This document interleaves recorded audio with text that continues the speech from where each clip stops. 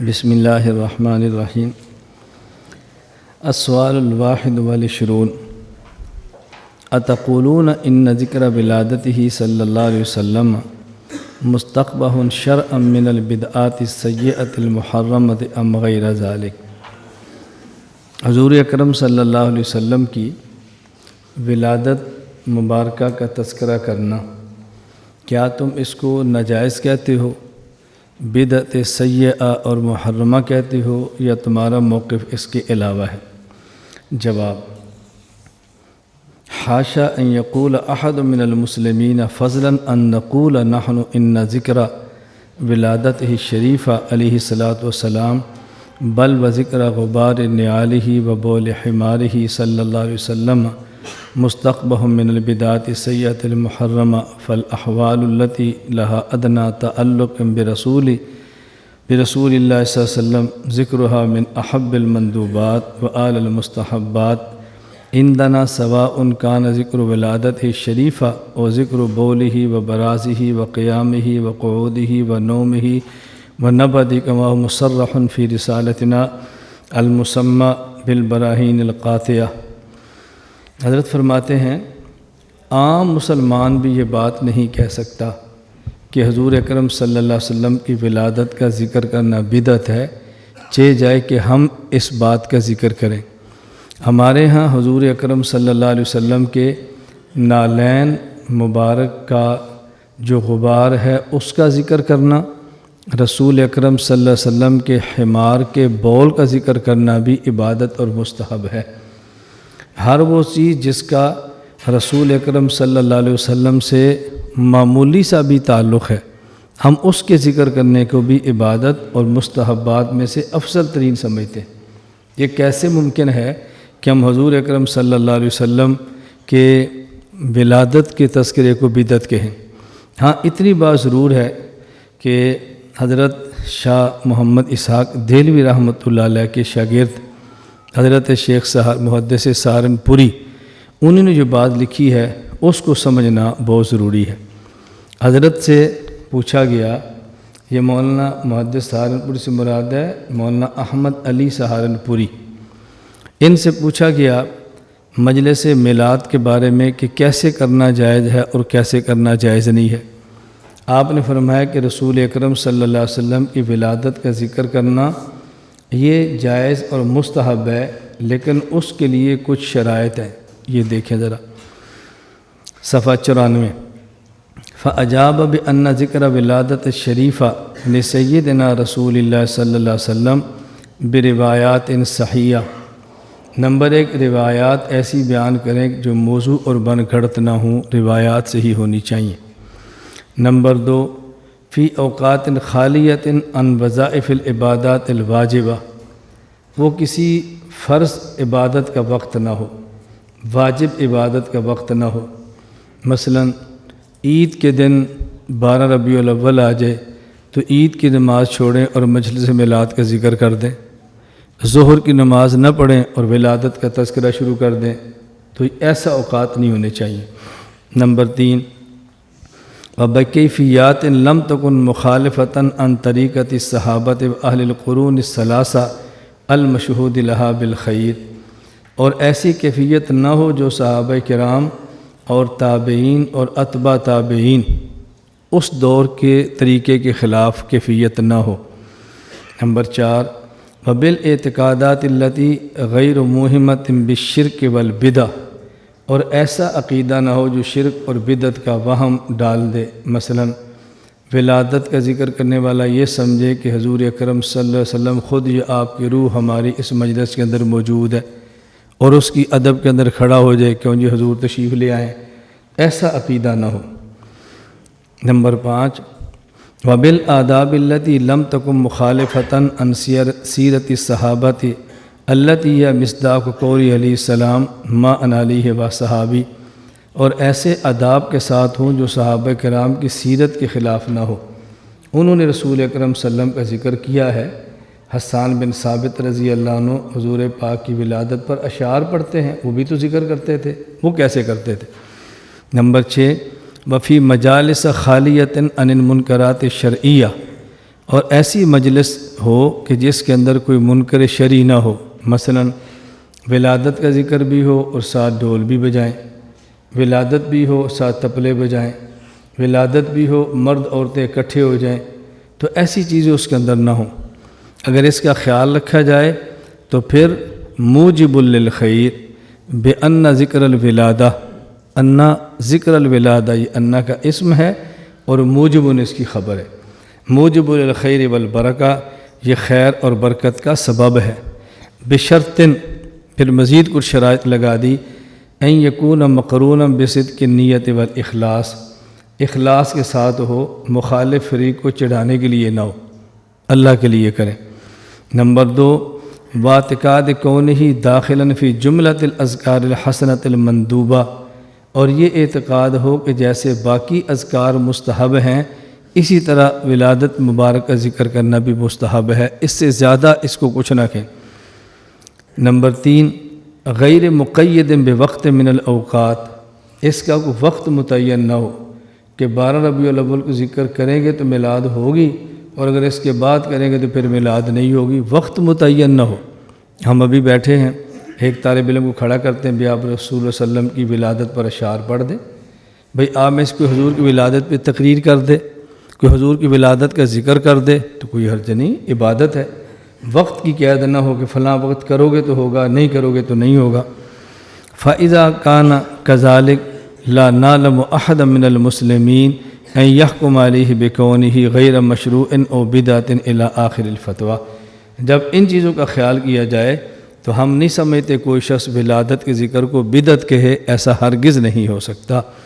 فَعُلِمَ مِنْ هَذَا أَنَّا لَا نُنْكِرُ ذِكْرَ وِلَادَةِ شریفہ بل نُنْكِرُ عَلَى الْأُمُورِ الْمُنْكَرَةِ، اس سے بات ثابت ہو گئی ہم ولادت کے ذکر کو برا نہیں کہتے بلکہ اس میں جو منکرات ہیں اس کا رد کرتے ہیں، ان منکرات سے خالی کر دیں تو ولادت کا ذکر کرنا مبارک ہے۔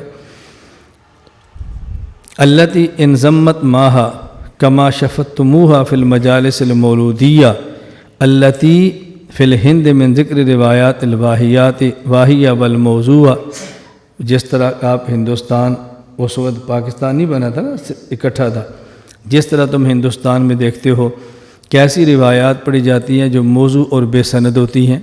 وقت لا رجال والنساء، مرد عورتیں اکٹھے ہو جاتے ہیں، بل اسراف فی ایقاد الشموع والتنزینات، اور وہاں پر بتیاں، لائٹیں، بلب جلا کر فضول خرچی کی جاتی ہے۔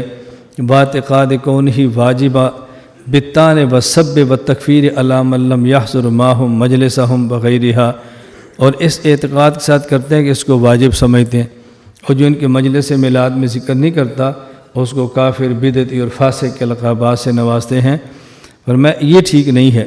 وغیرہا من المنکرات الشرعیہ التی لا یکاد یوجد خالی منہا فلو خلا من المنکرات الشرعیہ حاشا ان نقول ان ذکر ولادت الشریفہ منکر و بدعت، اگر ان منکرات سے خالی مجلس ہو تو کوئی شخص بھی اس کو بدعت کہنے کے لیے تیار نہیں۔ وکیف یظن بمسلم ھذا القول الشنی فھذا القول علینا ایضا من افتراء الملاحدہ الدجالین الکذابین خذلہم اللہ برا و بحرا و سہلا و جبلا، کہتے ہیں یہ ایسے گمراہ ہیں کہ اللہ تعالیٰ ان کو رسوا کرے۔ کہاں پر؟ برن، یہ عام خشکی میں، بحرن سمندروں میں، سہلن و جبلن سطح زمین پر اور پہاڑوں پر۔ جواب تو آپ کو سمجھ آ گیا، لیکن ایک بات اور آپ کو نہیں سمجھ آئی، اس کا سمجھنا بہت ضروری ہے۔ حضرت مولانا خلیل احمد سہارنپوری رحمۃ اللہ علیہ یہ مرد مجادل تھے یا مرد صوفی تھے؟ صوفی آدمی تھے، خانقاہ کے آدمی تھے، حدیث ان کا مسند تھا، حدیث پڑھانا ان کا منصب تھا۔ اتنا متواضع اور اتنا صوفی شریف المزاج شخص بھی جو بدعتیوں کے بارے میں لفظ ذکر کرتا ہے، ذرا ان لفظوں پہ غور کریں۔ اتنا سخت لفظ میرا خیال ہے زندگی میں میں نے کبھی استعمال نہیں کیا ہوگا، اور ہمیں لوگ کہتے ہیں بہت سخت ہے، اور حضرت کتنی سخت بات فرما رہے ہیں۔ اب دیکھیں ذرا، فَهَذَا الْقَوْلُ عَلَيْنَا مِنْ اِفْتِرَاءَاتِ یہ ملحدین ہیں، آگے یہ دجال ہیں، آگے یہ کذاب ہیں۔ میں نے ایک ویڈیو سی ڈی ریکارڈ کی، اس میں نے صرف ایک مولوی صاحب کو میں نے کہا دجال اور کذاب۔ مجھے کئی نے کہا جواب تو ٹھیک ہے لیکن دجال نہیں کہنا چاہیے تھا۔ میں نے کہا مولانا شیخ سہارنپوری فرمائیں تو ٹھیک ہے اور میں کہتی تو غلط ہے۔ وہ دجال کذاب کہتے ہیں تو آپ کہتے ہیں جی ہمارے اکابر ہیں، میں وہی بات لفظ نقل کر دوں یہ ہمارے اکابر کا طریقہ نہیں ہے۔ کیوں اکابر کا طریقہ نہیں ہے؟ کس نے کہا اکابر کا طریقہ نہیں؟ یہ جو اکابر نے کتابیں لکھی ہیں یہ چھپانے کے لیے یا چھاپنے کے لیے؟ یہ سنانے کے لیے، یہ بند کر کے رکھنے کے لیے؟ تو میں کون سا نیا کام کر رہا ہوں؟ اسی کا ترجمہ کر رہا ہوں، اسی کی وضاحت کر رہا ہوں، یہی بات امت کے سامنے پیش کر رہا ہوں۔ میں نے اس لیے آپ سے خدمت میں کئی بار گزارش کیا ہے اپنے اکابر کو سمجھنے اور پڑھنے کی کوشش کرو۔ یہ جو میں دھوکہ دیا جاتا ہے نا ہمارے اکابر ایسے نہیں تھے، اصل میں کہنا ہے کہ چونکہ ہم ایسے نہیں ہیں تو ہمارے اکابر ایسے نہیں۔ ہم اپنے اکابر کو اپنی طرح ثابت کرنے کی کوشش کرتے ہیں۔ میں کہتا ہوں اکابر کو اپنی طرح ثابت نہ کرو، خود کو اکابر کی طرح بنانے کی کوشش کرو۔ میری گزارش سمجھ آ رہی ہے نا؟ اس کا اہتمام کریں۔ جہاں ضرورت ہو دجال کو دجال کہیں، ضرورت ہو کذاب کو کذاب کہیں۔ اچھا ایک بات پر آپ کو بہت تعجب ہوگا، مجھے بھی تعجب ہے۔ تعجب کس بات پر ہے؟ پوری امت کہہ رہی ہے قیامت سے پہلے ایک شخص آئے گا جو کہ دجال ہوگا، حضرت عیسیٰ علیہ السلام اس کو قتل کریں گے، مقام لط پر ماریں گے، یہ اس کے دعوے ہوں گے، یوں امت کو برباد کرے گا۔ کوئی آپ نے ایسا شیخ التفسیر، شیخ الحدیث، محتمم، مسلمان سیاستدان، خانقاہ کا پیر آپ نے دیکھا ہو کہ جو دجال کو دجال نہ کہے؟ ہر بندہ کہتا ہے دجال ہے۔ اس کا مطلب یہ کہ جس کو آپ دجال سمجھتے ہیں آپ کہتے ہیں، اور جس کو ہم سمجھتے ہیں ہم نے نہیں کہنا۔ یہ طرز مناسب نہیں ہے، یہ طرز ٹھیک نہیں ہے۔ کتنی عجیب سی بات ہے۔ تو بعض باتیں ایسی ہیں کہ ہمیں بہت تعجب ہوتا ہے۔ میں بعض باتیں پھر نقل نہیں کرتا، آپ نے کہنا یہ فلاں کے خلاف ہے، یہ فلاں کے خلاف ہے، یہ فلاں کے خلاف ہے۔ ابھی چند دن قبل کی بات ہے، ہمارے ایک مسلک کے مولانا صاحب ہیں، وہ بیان فرما رہے ہیں۔ بیان کیا فرما رہے ہیں؟ رفع الیدین والے بھی جنت میں جائیں گے، ترک رفع الیدین والے بھی جنت میں جائیں گے، اس پہ بحث چھوڑ دو۔ اور اسی بیان میں فرما رہے ہیں یہ خدا نہ کہو، یزدان نہ کہو، صرف اللہ کہو۔ میں نے کہا جو اللہ کہے گا وہ بھی جنت میں جائے گا، جو خدا کہے گا وہ بھی جنت میں جائے گا، تو آپ تردید کیوں کر رہے ہیں؟ اگر رفع الیدین، ترک رفع الیدین والے جنت میں جائیں گے تو جو اللہ کو خدا کہے گا وہ جہنم میں جائے گا، وہ بھی جنت میں جائے گا، اور جو اللہ کہے گا وہ بھی جنت میں جائے گا۔ اب یہ دونوں لیکن چونکہ یہ آپ کے ذہن کے خلاف ہے اس کی تردید ہو رہی ہے، اور جو آپ کے مزاج کے مطابق ہے اس کے خلاف والوں کی تردید ہو رہی ہے۔ لوگ کہتے ہیں ہم متشدد ہیں۔ آپ کو تیسرا دن ہو گیا پڑھتے ہوئے، ہم نے کوئی تشدد کی بات کی ہے؟ کوئی اپنوں کی تردید کی ہے؟ ہمیشہ اپنے حضرات کی ہر بات کی تعویل کر کے صحیح پیش کرنے کی کوشش کی ہے، تعویل نہیں کرتے۔ اصل میں یہ ہمارا ایک مزاج بن گیا ہے۔ میں ایک جگہ ایک ادارے میں گیا تو وہاں اساتذہ میرے جانے پر جمع ہوئے، تو مجھے اس میں ایک استاد فرمانے لگے کہ مولانا صاحب آپ کے مزاج میں تشدد ہے اور آپ متنازع آدمی ہیں۔ میں نے کہا میں متنازع ہوں؟ جی آپ متنازع آدمی ہیں، آپ بہت سارے بندوں کے خلاف بیان کرتے ہیں۔ میں نے کہا چلیں بالفرض مثال کے طور پر میں کہتا ہوں بھائی بدعتی ٹھیک نہیں ہے، بھائی ملحد ٹھیک نہیں ہے، بھائی گمراہ ٹھیک نہیں ہے، ان سے بچو۔ آپ کے مدرسے کے محترم صاحب کہتے ہیں کہ یہ ٹھیک نہیں ہے، اس سے بچو۔ تو کچھ سے میں بچا رہا ہوں، کچھ سے آپ کے محترم صاحب بچا رہے ہیں۔ تو اگر یہ کہنا کہ کسی سے بچو یہ متنازع بندہ ہے تو میں بھی متنازع ہوں، آپ کے محترم سے متنازع ہیں۔ فرق کیا ہے؟ میں کہتا ہوں ان سے بچو جن کا عقیدہ ٹھیک نہیں ہے، آپ کے محترم صاحب کہتے ہیں اس سے بچو اس کا طریقہ ٹھیک نہیں ہے۔ میرے عقیدے پر تو اعتراض نہیں ہے، تو میں نے کہا ان سے بچو جن کا عقیدہ ٹھیک نہیں، اور آپ کے محترم صاحب فرماتے ہیں اس سے بچو اس کا طریقہ ٹھیک نہیں۔ میں نے کہا جنت اور جہنم کا فیصلہ عقیدے پر ہوگا یا طریقے پر ہوگا؟ بتاؤ، طریقہ کار پر ہوگا، پالیسی پر ہوگا، عقیدے پر ہوگا۔ میں نے کہا کچھ سے میں بچا رہا ہوں، کچھ سے آپ محترم صاحب بچا رہے ہیں، میں غلط عقیدے والوں سے بچا رہا ہوں، اور آپ کے خیال میرا طریقہ غلط ہے، آپ غلط طریقے والے سے بچا رہے ہو۔ اگر یہ کہنا فلاں سے بچو اس سے بندہ متنازع بنتا ہے تو میں چھوٹا متنازع ہوں، آپ کے محترم صاحب بڑے متنازع ہیں۔ بڑے متنازع ہونے کی دو وجہ ہیں۔ نمبر ایک، میں نے کہا ان سے بچو جو غلط ہے، آپ کے محترم کہتے ہیں اس سے بچو بندہ ٹھیک ہے طریقہ غلط ہے۔ دوسری وجہ، میں نے کہا ملحدین سے بچو، مبتدین سے بچو، ضالین سے بچو، آپ کے محترم صاحب کہتے ہیں ملحدین سے بچو، مبتدین سے بچو، ضالین سے بچو اور اس سے بھی بچو۔ تو میں نے 3 سے بچانے کی بات کیا، وہ 4 سے بچانے کی بات کرتے ہیں۔ تو مجھے بتائیں بڑے متنازع وہ ہیں یا میں ہوں؟ بتائیں۔ میں کبھی نہ بات سمجھانے کے لیے باتیں کرتا ہوں، اس کا مقصد رد نہیں ہوتا۔ ہمارے دوست جمعیت میں بھی ہیں، تبلیغ کے اندر بھی ہیں، اور تقریباً اہل حق کی سب جماعتوں کے اندر ہمارا بڑا دوستانہ ماحول ہے۔ ہمارے ساتھی تبلیغ جماعت سے منسلک تھے، تو مجھے کہتے ہیں مولانا صاحب آپ کا جو کام ہے نا اس سے انتشار بہت پھیل رہا ہے، تو آپ تھوڑا سا طرز بدلیں تاکہ انتشار نہ پھیلے۔ میں نے کہا بہت اچھی بات ہے، آج تک کسی مسجد سے میرا بستر نہیں باہر پھینکا، تمہارے پھینکتے ہیں۔ تو انتشار تو پھر آپ پھیلا رہے ہیں، اس کام کو چھوڑ دو، اسے انتشار پھیل رہا ہے۔ فتوے آپ کے خلاف آتے ہیں، میرے خلاف نہیں آتا، تو انتشار آپ پھیلا رہے ہیں۔ مولوی سٹیج پر آپ کا نام لے کر تقریریں کرتے ہیں۔ ایک مولوی تھا بدعتی، وہ تقریر کر رہا تھا، اس نے کہا ایک بندے کو جوئیں پڑ گئی، تردید دیکھو، اس نے کہا جی ایک بندے کو جوئیں پڑ گئی، تو جوئیں زیادہ تھی، بنین میں چلی گئی، اس نے بنین سیدھی پہن لی، پھر گھنٹے بعد الٹی پہن لی، پھر گھنٹے بعد سیدھی پہن لی، پھر گھنٹے بعد الٹی پہن لی۔ تو اس نے کہا ایسا، کسی نے پوچھا ایسا کیوں کرتے ہو؟ کہتے ہیں میری بنیان میں جوئیں ہیں۔ تو اس نے کہا جوئیں نکال دو۔ کہا جوئیں نہیں نکالنی، میں نے کو چلا چلا کے مارنا ہے۔ وہ بدعتی مولوی تھا، اس نے کہا اللہ نے ان کو چلا چلا کے مارنا ہے، کدی کوئٹے جاؤ تو کدی پشاور جاؤ۔ میں نے کہا اب یہ مثال آپ کے خلاف ہے، میرے خلاف تو نہیں آ رہی۔ اب مجھے بتاؤ کہ امت کو یہ اختلاف میں ڈالنے کا کام آپ نے کیا ہوا، میں نے تو نہیں کیا ہوا۔ میری بات سمجھ آ رہی؟ تو بہت ساری باتیں ایسی ہیں، میں صرف سمجھانے کے لیے کہتا ہوں بھئی آپ کو یہ احساس ہو کہ معتدل کون ہے اور متشدد کون ہے۔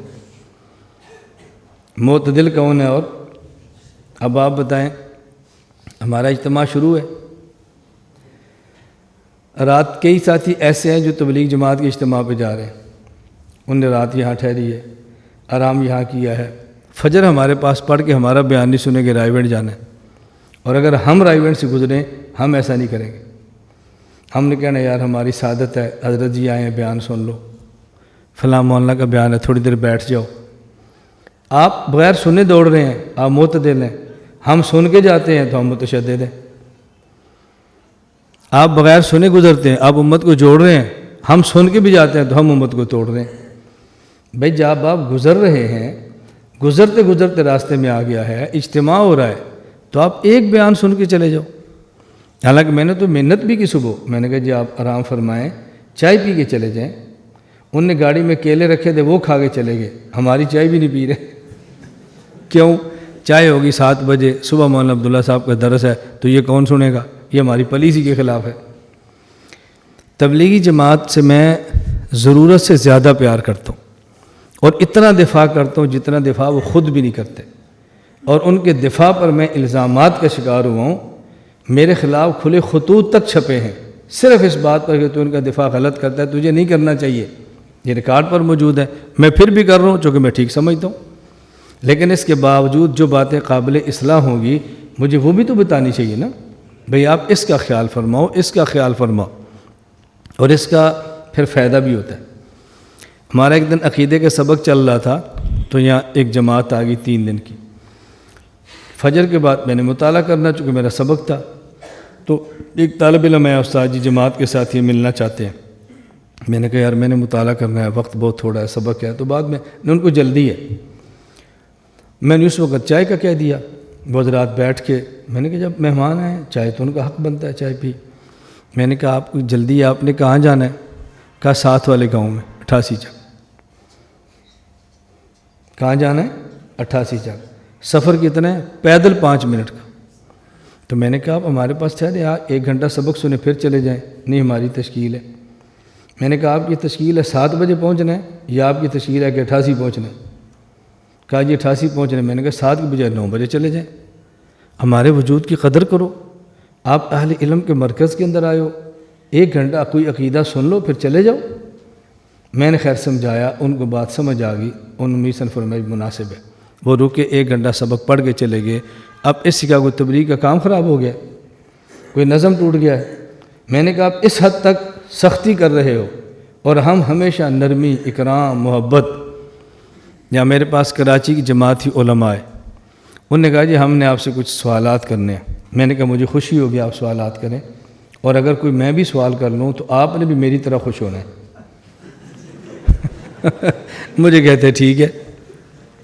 ان نے خیر 1-2 سوالات کیے، میں سمجھاتا رہا، کرتے رہے، میں سمجھاتا رہا.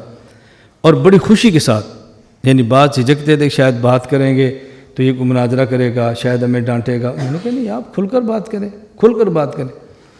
اور سوال کرتے رہے، میں جواب دیتا رہا. میں نے کہا میں اب ایک سوال آپ سے کرتا ہوں.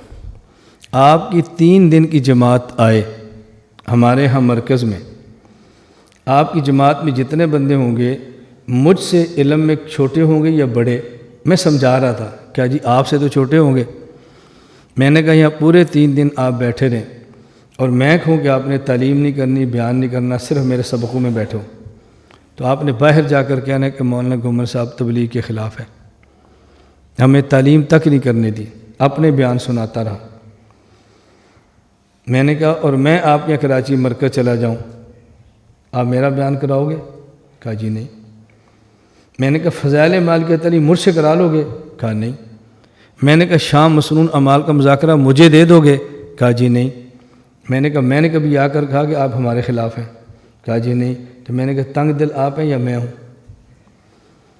آپ مجھ سے چھوٹے ہیں، میں بیان نہ کراؤں تو میرے خلاف پروپیگنڈا ہے، اور میں آپ سے بڑا ہوں، میں مرکز چلا جو میرا بیان نہ کرائیں تو میں پروپیگنڈا نہیں کرتا. تو تنگ دل کون ہے؟ اگر آپ میں جماعت کے ساتھی ہوں، اپنے مراکز میں یہ ترتیب بناؤ. اگر آپ کے یہاں اچانک کو اہل علم، اہل حق آ جائے، خواہ اس نے سال کو جا 1 دن بھی نہ لگایا ہو، تو بیان اس سے کروانا. میں تبلیغی جماعت کی پالیسیوں پہ اثر انداز نہیں ہو رہا، میں شخصی طور پہ آپ کو کہتا ہوں آپ بیان ان کا کروانا، ان کے علم کی قیمت کرنا، ان کے علم کی قدر کرنا. کہ ایسا نہ ہو کہ آپ اہل علم کے علم کی قدر نہ کریں اور اللہ ہمیشہ کے لیے محروم فرما دے اور ہم سمجھے کہ ہم بہت بڑا کارنامہ سر انجام دے رہے ہیں. میں صرف درمیان میں سمجھانے کے لیے باتیں کہتا ہوں. اب آپ اندازہ فرما لیں کہ ہم اعتدال کی بات کرتے ہیں، تشدد کی بات ہرگز نہیں کرتے. میں تو اپنے حضرات کو سمجھاتا ہوں، زور کے بعد انشاءاللہ تفصیل سے میں اسی موضوع پر بات کروں گا، ہمارے کام کی پالیسی کیا ہے، طریقہ کار کیا ہے. میں ایک ایک چیز آپ کی خدمت میں پیش کروں گا، تاکہ اس لیے کہ آپ ہمارے پاس 3 دن ٹھہرے ہیں، آپ بعد میں غور کرنا کہ جس طرز پر ہم کام کرتے ہیں طرز ٹھیک ہے یا غلط ہے، اس طرز پہ کام کرنا چاہیے کہ نہیں، اس طرز والوں کا ساتھ دینا چاہیے کہ نہیں. زور کے بعد اس سے انشاءاللہ تفصیل سے بات کریں گے. ٹھیک ہے؟ کرنی چاہیے کہ نہیں؟ چلیں. ہمارے جو عقائد ہیں وہ تو آپ کے سامنے آ رہے ہیں نا، جو عقائد ہیں وہ تو آ رہے ہیں نا. ان عقائد سے آپ کو اتفاق ہے، اختلاف ہے؟ اب میں پالیسی پیش کروں گا زور کے بعد، پھر میں آپ سے پوچھوں گا آپ کو اتفاق ہے یا اختلاف ہے.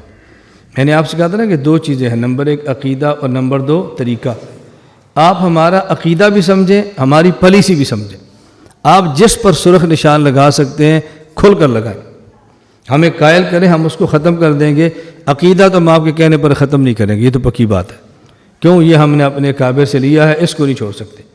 ہاں جو طریقہ کار اور پالیسی ہے اگر ہماری غلط ہے، ہم خوش دلی کے ساتھ اس کو غلط سمجھیں گے، اعلان کریں بھی ہمارا ترتیب غلط ہے، یہ ترتیب صحیح ہے، زور کے بعد اس سے بات کریں گے. تاکہ میں کہتا ہوں کہ آپ کے سامنے عقیدہ بھی آئے، آپ کے سامنے ہماری پالیسی بھی آئے، پھر آپ اس عقیدہ اور پالیسی کو اپنے اساتذہ مشائخ کے سامنے رکھو. میں آپ کو اپنی پالیسی لکھی ہوئی آپ کو دوں گا، لکھی ہوئی، اور پھر میں کہوں گا جاؤ جمعیت کو دو، رائیونٹ کو دو، وفاق کو دو، دنیا بھر کے اہل حق کو دو، اور ان سے کہنا جی یہ مولانا الیاس گھومن صاحب کی پالیسی ہیں، استاد جی جو غلط ہے اس پہ نشان لگاؤ، مجھے واپس لگانا، میں اس پہ کانٹا مار دوں گا، یہ میرا آپ سے وعدہ ہے۔ اس سے بڑھ کر میں کیا خدمت میں عرض کروں؟ آپ لاؤ، جس پر نشان لگا دینا میں اس پہ کانٹا ماروں گا، بھئی یہ ہماری پالیسی غلط ہے، ہم اعلانیہ رجوع اور توبہ کرتے ہیں۔ اس سے بڑھ کر کوئی بات ہو سکتی ہے؟ اتنی کھلی جماعت کوئی آفر کرتی ہے؟ بتاؤ، کوئی جماعت اس طرح آفر کرتی ہے؟ بھئی یہ ہماری لکھی ہوئی پالیسیاں ہیں، لے جاؤ اکابر کے پاس۔ میں اپنے دستور اور منشور اور جماعتی ترتیب نہیں بتا رہا کہ ہمارا طریقہ کار ذمہ داری کا یہ ہے، فلاں کا یہ، نہ، ہماری ترتیب ہی نہیں ہے۔ ہمارے کسی علاقے میں کام کریں، ہم وہاں کے لوگوں سے امیر منتخب نہیں کراتے، امیر مرکز منتخب کرتا ہے، آپ کا دل کرتا ہے ساتھ چلے، نہیں دل منتا اس کو چھوڑ دے۔ مقامی سطح پہ ہم امیر کبھی منتخب نہیں کراتے۔ یہ خلافت کی پالیسی ہے، مدینہ منورہ سے جاری ہوتی تھی۔ ہمارے پاس حکومت نہیں کہ گورنر نامزد کریں، ہم چھوٹے چھوٹے امیر نامزد کرتے ہیں۔ مدینہ کی پالیسی یہ تھی، مدینہ سے نامزد ہوتا تھا، مقامی لوگ نامزد نہیں کرتے تھے۔ یہ بات سمجھ آ رہی ہے؟ ہمارے امیر 2 سال کا نہیں ہوتا، تا حیات ہوتا ہے۔ ہاں، خلاف شریعت کام کرے، شورا اس کو ختم کر دے، اس کا دماغ نہیں کام کرتا، شورا ختم کر دے، اس کے عذاب معطل ہو گئے، اس کو شورا ختم کر دے، عقیدہ بھی ٹھیک ہو، باصلاحیت بھی ہو، کام بھی کر سکتا ہو، کارکنوں کی رعایت بھی کرتا ہو، نہیں جی 3 سال بعد پھر اجلاس کو۔ ہماری جماعت جمہوری نہیں ہے، ہماری جماعت شرعی طریقے پر چلتی ہے، ہماری جمہوری نہیں ہے۔ ہمارے یہاں 3 سال یا 10 سال کا مسئلہ نہیں، ہمارے یہاں تا حیات کا مسئلہ ہوتا ہے۔ خلافت سے جو امیر منتخب ہوتا تھا کتنے سال کے لیے؟ بولو، تو ہمیں کیا کرنا چاہیے؟ یہ غیر شرعی طریقہ ہے، ہمیں سمجھاؤ، ہم بدل لیتے ہیں۔ شورا کا اجلاس ہوتا ہے، میں کئی بار کہہ چکا ہوں، شورا کے اراکین سے پوچھ لو، میں نے کئی بار کہا آپ کو جس دن مجھ پر اختلاف ہو، شورا کے فیصلے سے مجھے معطل کر دیں، میں آپ کا فیصلہ قبول کروں گا، نیا امیر منتخب کر لیں۔ میں نے ہمیشہ کہا۔ ہمارے اس مرکز کے محتمم مولانا خبیب احمد گھومن چھوٹے بھائی ہیں، میں نے رات بھی کہا تھا اور میں نے کئی بار کہا ہے، آپ سمجھتے ہیں کہ میرا بھائی اس کا اہل نہیں ہے، آپ مجھے اس کی جگہ پر اہل دے دیں، میں اپنے بھائی کا اہتمام ختم کر کے دارہ اس کے نام پر نہ کراؤں، آپ کی جوتیاں اور میرا سر۔ اس سے بڑھ کر میں کیا کہہ سکتا ہوں؟ میں اور کیا کروں بتاؤ؟ اس سے زیادہ ہم کیا کریں؟ آپ بندہ لاؤ نا، بندہ بھی نہیں دیتے، موت میں بھائی بنایا ہوا ہے، پھر میں کس کو بناؤں؟ میں تو موت میں بنوں گا نہیں، زندگی بھر مدرسے کا کبھی نہیں بنوں گا۔ میں تو جو اموال بھی جمع کرتا ہوں اپنے پاس ہی نہیں رکھتا، حوالے کرتا ہوں، بھئی آپ خرچ کرو۔ ہمارے یہاں جو بندہ جس موقع پر حساب کتاب رکھتا ہے، سارے حضرات بیٹھے ہیں، آپ میرے ڈرائیور سے پوچھ لیں، ہمارے ناظم سے پوچھ لیں، کسی بندے سے پوچھ لیں، میں نے آج تک زندگی میں حساب نہیں لیا اور کبھی بھی حساب نہیں لیتا۔ یہ 50,000 روپیہ لیا، استاد جی 5,000 بچ گئے ہیں، 45 خرچ ہو گئے۔ میں نے کہا ٹھیک ہے، جزاک اللہ۔ اور اعتماد کسے کہتے ہیں؟ کہ تو بھی آپ غلط کرو گے، اللہ کے یہاں بھگتو گے۔ میں نہ تمہارے اوپر شک کرتا ہوں، ہاں جب شک کروں گا آپ کو فارغ کر دوں گا، نیا بندہ رکھ لوں گا۔ جب تک مجھے شک نہیں ہے تب تک میں حساب کے چکر میں نہیں پڑتا۔ اس سے آسان کیا کام ہو سکتا ہے؟ میں ایک بات کہنے لگا ہوں، شاید بعض لوگ اس کو اچھا سمجھیں، شاید بعض اچھا نہ سمجھیں۔ میری 4 بیویاں ہیں، میں نے کبھی اپنی بیوی کا موبائل چیک نہیں کیا، نہ کال، نہ میسج، نہ واٹس ایپ۔ میں نے کہا نہ میں چیک کرتا ہوں، نہ زندگی بھر کروں گا، اس لیے کہ مجھے تمہارے اوپر اعتماد ہے۔ جس دن مجھے اعتماد نہ رہا میں طلاق دے کے نکاح سے نکال دوں گا، یہ چیکنگ مجھ سے نہیں ہوتی۔ بات ختم ہو گئی، سمجھ آئی؟ اب ہمارے درمیان کبھی غلط فہمیاں نہیں ہوگی۔ غلط فہمی کب ہوتی ہیں؟ اب بیوی کا موبائل چیک کرتے ہیں، کبھی اس کا فون، کس کا فون تھا، میسج کس کا آیا تھا، نہ میسج چیک کروں گا، نہ واٹس ایپ چیک کروں گا، نہ کال دیکھوں گا۔ جب اعتماد نہیں ہوگا طلاق دوں گا اور فارغ کر دوں گا، بس۔ مجھ سے ذہنی ٹینشن میں نہیں رہا جاتا، اس وجہ سے میں ٹینشن فری ہو کر کام کرتا ہوں اور مجھے کوئی ٹینشن نہیں ہوتی۔ یہ میں آپ کو گر دے رہا ہوں، گر، آپ اس کو پلے باندھ لو، آپ گھر کی زندگی سے ٹینشن فری ہو کر بے نیاز ہو کر دین کا کام کرو گے۔ آپ کی گھر والی کو آپ پر اعتماد ہے، آپ پورا سال گھر نہ جائیں اور اس کو یقین ہو مجھ سے محبت کرتا ہے، کسی غیر عورت سے تعلق نہیں ہے، وہ کبھی تم سے نالا نہیں ہوگی۔ آپ ہر رات بیوی کے ساتھ گزارو، اس کے بیڈ کے اوپر سو، اور اس کو یہ پتا ہو کہ دل سے مجھ سے نہیں چاہتا، کسی اور کو چاہتا ہے، کبھی آپ کی ہم آہنگی بیوی سے نہیں ہو سکتی۔ میری گزارش سمجھ لیں، کبھی ہم آہنگی نہیں ہو سکتی۔ اب یہ مستقل عنوان ہے کہ میں آپ کے گھر کے امور پر آپ کی تربیت کروں، گھر کیسے چلتے ہیں، گھر کیسے چلتے ہیں، گھروں کا ماحول کیسے ٹھیک رہتا ہے، اولاد اور بچوں اور بیویوں کیسے سنبھالتے ہیں۔ میری باتوں پر ناراض نہ ہونا اور محسوس نہ کرنا، یہ میں مزاح اور آپ کو ہنسانے کے لیے نہیں کہتا، میں سمجھانے کے لیے کہتا ہوں۔ آپ جب بھی دوسری شادی کریں گے، آپ دوست فوراً پوچھیں گے آپ کھاتے کیا ہو؟ میں ہنسانے کے لیے نہیں کہہ رہا، آپ کھاتے کیا ہو؟ یہ وہ سوال کرتا ہے جس کے ہاں شادی کی بنیاد سیکس، شہوت، جنسیت اور خواہشات ہے، یہ وہ سوال کرتا ہے۔ اور اس سے بیویاں کبھی قابو نہیں آتی، بیویاں دماغ سے قابو آتی ہیں، دماغ سے قابو آتی ہیں۔ اس کا تعلق دماغ سے ہوتا ہے، شہوات اور سیکس سے نہیں ہوتا۔ آپ کوئی شادی کیوں کرنا چاہتے ہیں؟ وجہ کیا ہے؟ ضرورت کیا ہے؟ وہ ضرورت جس سے پوری ہوتی ہے اس سے کرو، کبھی گھر میں لڑائی اور ٹینشن نہیں ہوگی، کبھی گھر میں جھگڑا۔ آج لاہور کی خبر ہے، ایک آدمی تیسری شادی کی پہلی بھی اجازت لیے بغیر، اس نے عدالت میں کیس کیا، جج نے 6 ماہ کی خاوند کو سزا دے دی کہ پوچھے بغیر نے کیا کیوں کیا ہے۔ آج کی تازہ خبر، مجھ سے ایک بندے نے پوچھا کہ مولانا صاحب دوسری شادی کے لیے پہلی بیوی سے اجازت لینا شرط ہے؟ میں نے کہا پہلی بیوی سے اجازت لینا شرط نہیں ہے، لیکن پہلی بیوی کو اعتماد میں رکھنا شرط ہے۔ اگر آپ نے گھر بسانا ہے، اگر آپ نے گھر آباد کرنا ہے، یہ میری بات ذاج رکھنا، ایک ہے حد شریعت اور ایک ہے مزاج شریعت۔ حدود سے زیادہ مزاج کو سمجھو۔ جو شریعت کا مزاج سمجھتا ہے اس کے لیے حدود شریعت پر عمل کرنا بہت آسان ہوتا ہے۔ ہم مزاج نہیں سمجھتے، ہم حدود شریعت سمجھتے ہیں۔ میں نے آپ کو یہاں دعوت دی ہے کتنے دن کے لیے؟ بولو، ابھی بیان ختم ہوگا، استاد جی دستار بندی، مجھے اجازت ہے؟ میں نے کہا جاؤ۔ امی پوچھے گی آپ ابوبکر جلدی کیوں آئے ہو؟ میں استاد جی سے پوچھ کر آیا ہوں، آپ فون کر لو۔ تو بات تو اس کی ٹھیک ہے، اجازت کے ساتھ گیا ہے، کوئی قانون پابندی ان پر ہے، لیکن میری خواہش کیا ہے؟ اب مزاج نہیں دیکھ رہے، آپ ضابطے دیکھ رہے ہیں۔ ضابطے سے آپ چلے جائیں گے، لیکن آپ کو میری ہمدردیاں نہیں مل سکتی، چونکہ آپ نے میرے ضابطے کا حیا کیا، میری خواہش کا احترام نہیں کیا۔ پہلی بیوی سے اجازت شرط نہیں ہے، پہلی کا اعتماد شرط ہے۔ آپ پہلی بیوی سے کہتے ہو مجھے اجازت دو، میں نہیں مانتی، میں تجھے فارغ کرتا ہوں، میں نکاح کرتا ہوں، اچھا میری طرف سے اجازت ہے، لکھ کے دو، میں لکھ کے دیتی ہوں۔ وہ آپ کو لکھ دے گی، عدالت میں اسٹامپ پیش ہو جائے گا، دوسرا نکاح ہو جائے گا، کسی عدالت میں آپ کے خلاف وہ نہیں جا سکتی کیونکہ اس نے لکھ کے دیا ہوا ہے، لیکن آپ کا گھر آباد رہے گا۔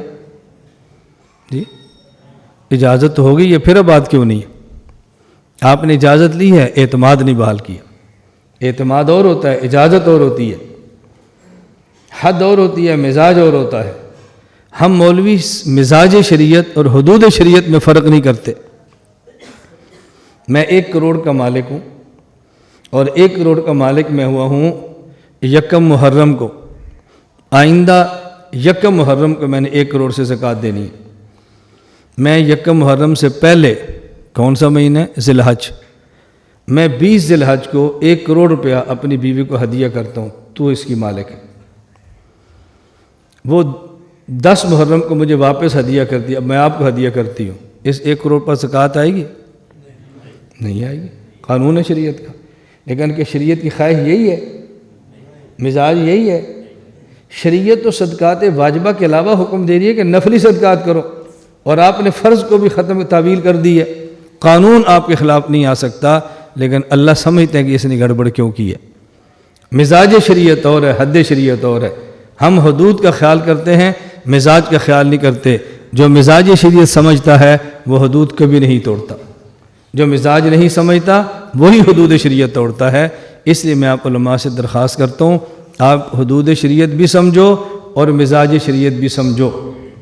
اگلا جملہ میرا سمجھنا، حدود آدمی کو شریعت پڑھنے سے سمجھ آتی ہے اور مزاج پڑھنے سے نہیں، کسی شریعت پر عمل کرنے والے کی صحبت سے سمجھ آتا ہے۔ اس لیے ہم روتے ہیں کچھ وقت دو، 40 دن لگاؤ، یہاں بیٹھو، اللہ اللہ کرو، بات سمجھو۔ میں تو مدرس ہوں، مجھے کیا ضرورت ہے؟ میں تو خطیب ہوں، مجھے کیا ضرورت ہے؟ میں تو موت ہوں، مجھے کیا ضرورت ہے؟ بھئی آپ کو ضرورت نہیں ہے، ہمیں ضرورت ہے، ہماری ضرورت کے لیے ٹھہر جاؤ۔ ہم چاہتے ہیں ایسے بندے پیدا ہو جائیں، ہماری ضرورت ہے۔ تو حدود شریعت بھی سمجھیں اور مزاج شریعت بھی سمجھیں۔ اسی وجہ سے جماعتیں تباہ ہوتی ہیں، اسی وجہ سے ادارے تباہ ہوتے ہیں۔ میں ایک مدرسے کا مدرس ہوں، مجھے مدرس محتمم تنخواہ دیتا ہے اور میں سبق پڑھاتا ہوں۔ تنخواہ لے کر سبق پڑھانا یہ جائز ہے، یہ حد شرعی ہے، یہ شریعت کا ضابطہ ہے، قانون ہے۔ لیکن شریعت کا مزاج کیا ہے؟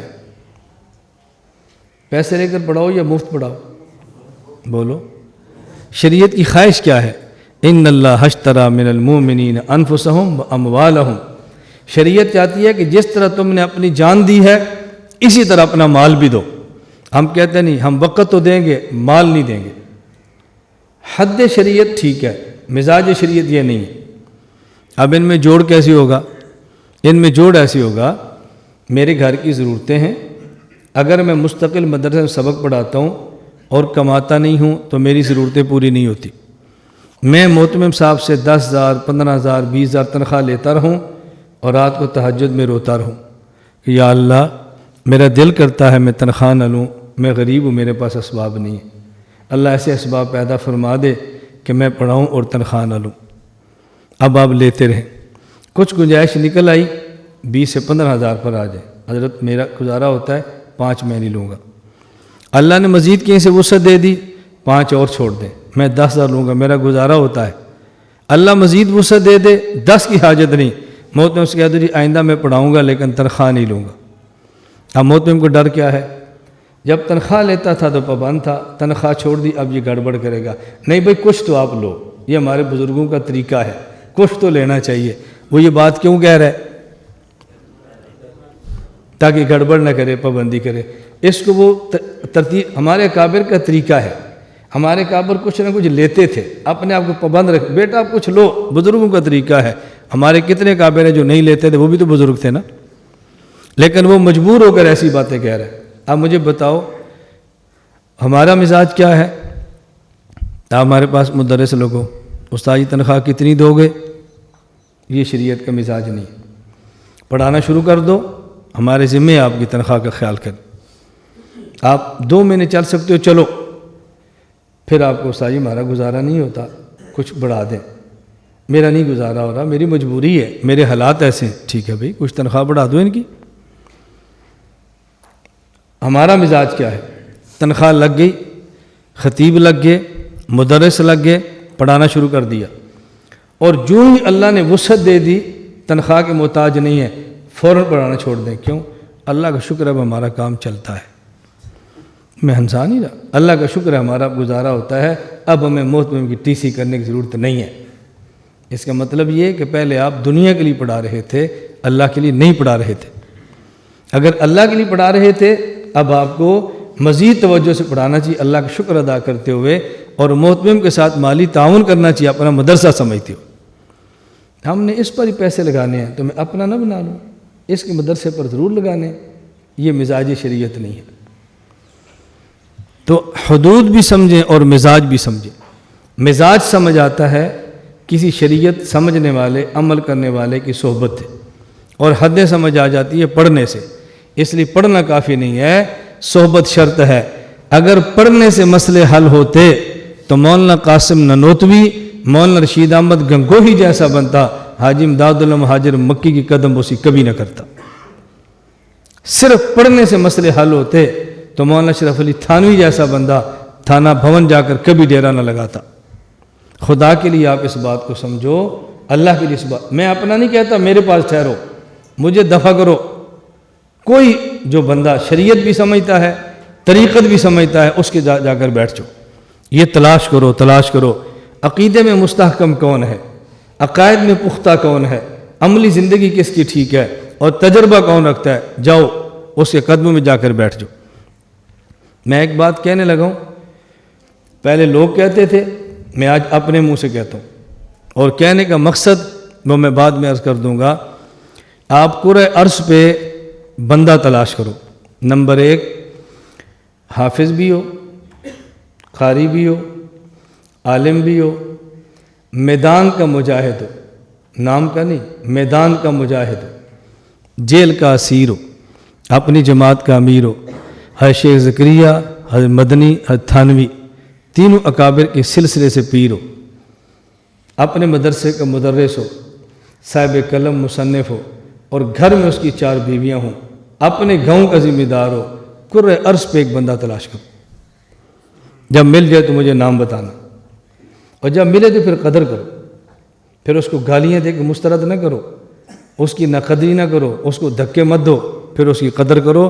ایک وقت آئے گا تمہیں اللہ صفات عطا فرمائیں گے۔ یہ میں نے بات کیوں کی ہے؟ مجھے ایک صاحب کہتے ہیں کہ آپ بعض باتیں اپنے منہ سے کہہ دیتے ہیں، اپنی باتیں خود کہہ دیتے ہیں۔ میں نے کہا آپ اس کو تعلی سمجھتے ہیں، عجب سمجھتے ہیں، خود نمائی سمجھتے ہیں، ریاکاری سمجھتے ہیں؟ تو مجھے یہ بتاؤ کہ شیخ زکریہ کی آپ بیتی آپ کس کھاتے میں ڈالو گے؟ کس کھاتے میں ڈالو گے؟ مفتی رشید احمد رحمۃ اللہ علیہ کی انوار رشید کس کھاتے میں آپ ڈالو گے؟ مدنی کی نقش حیات کس کھاتے میں ڈالو گے؟ فرق کیا تھا؟ آپ ان کو بزرگ سمجھتے ہیں، ان کی بات کو اہمیت دیتے ہیں، ہمیں نہیں سمجھتے، ہماری بات ماننے کے لیے تیار نہیں۔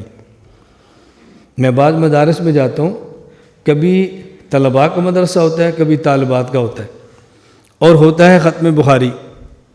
تو ان کا طرز کیا ہوتا ہے کہ ادھر سے تاریخ مولانا عبداللہ صاحب سے لے لی، ادھر سے مجھ سے لے لی۔ میں مثال دے رہا ہوں، تو استاد جی بیان آپ کریں گے، آخری حدیث شیخ الحدیث مولانا عبداللہ صاحب پڑھائیں گے۔ یہ فرق کیوں کیا ہے؟ وہ سمجھتے ہیں بھی بزرگ وہ ہیں، متقی وہ ہیں، شیخ وہ ہیں، سند ان سے ہو جائے، اور خطیب یہ ہے، تقریر اس کی ہو جائے۔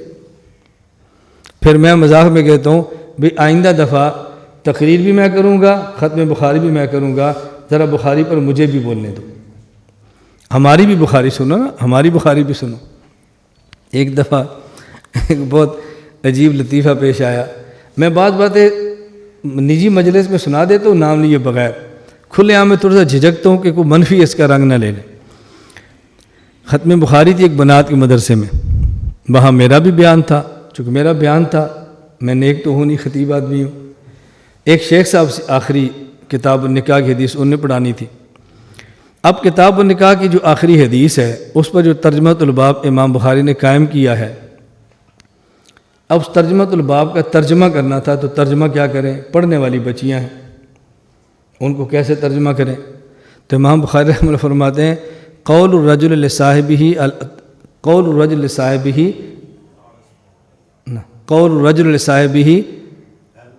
الارستم اللیلہ۔ اب ترجمہ کیا کہہ رہے ہیں؟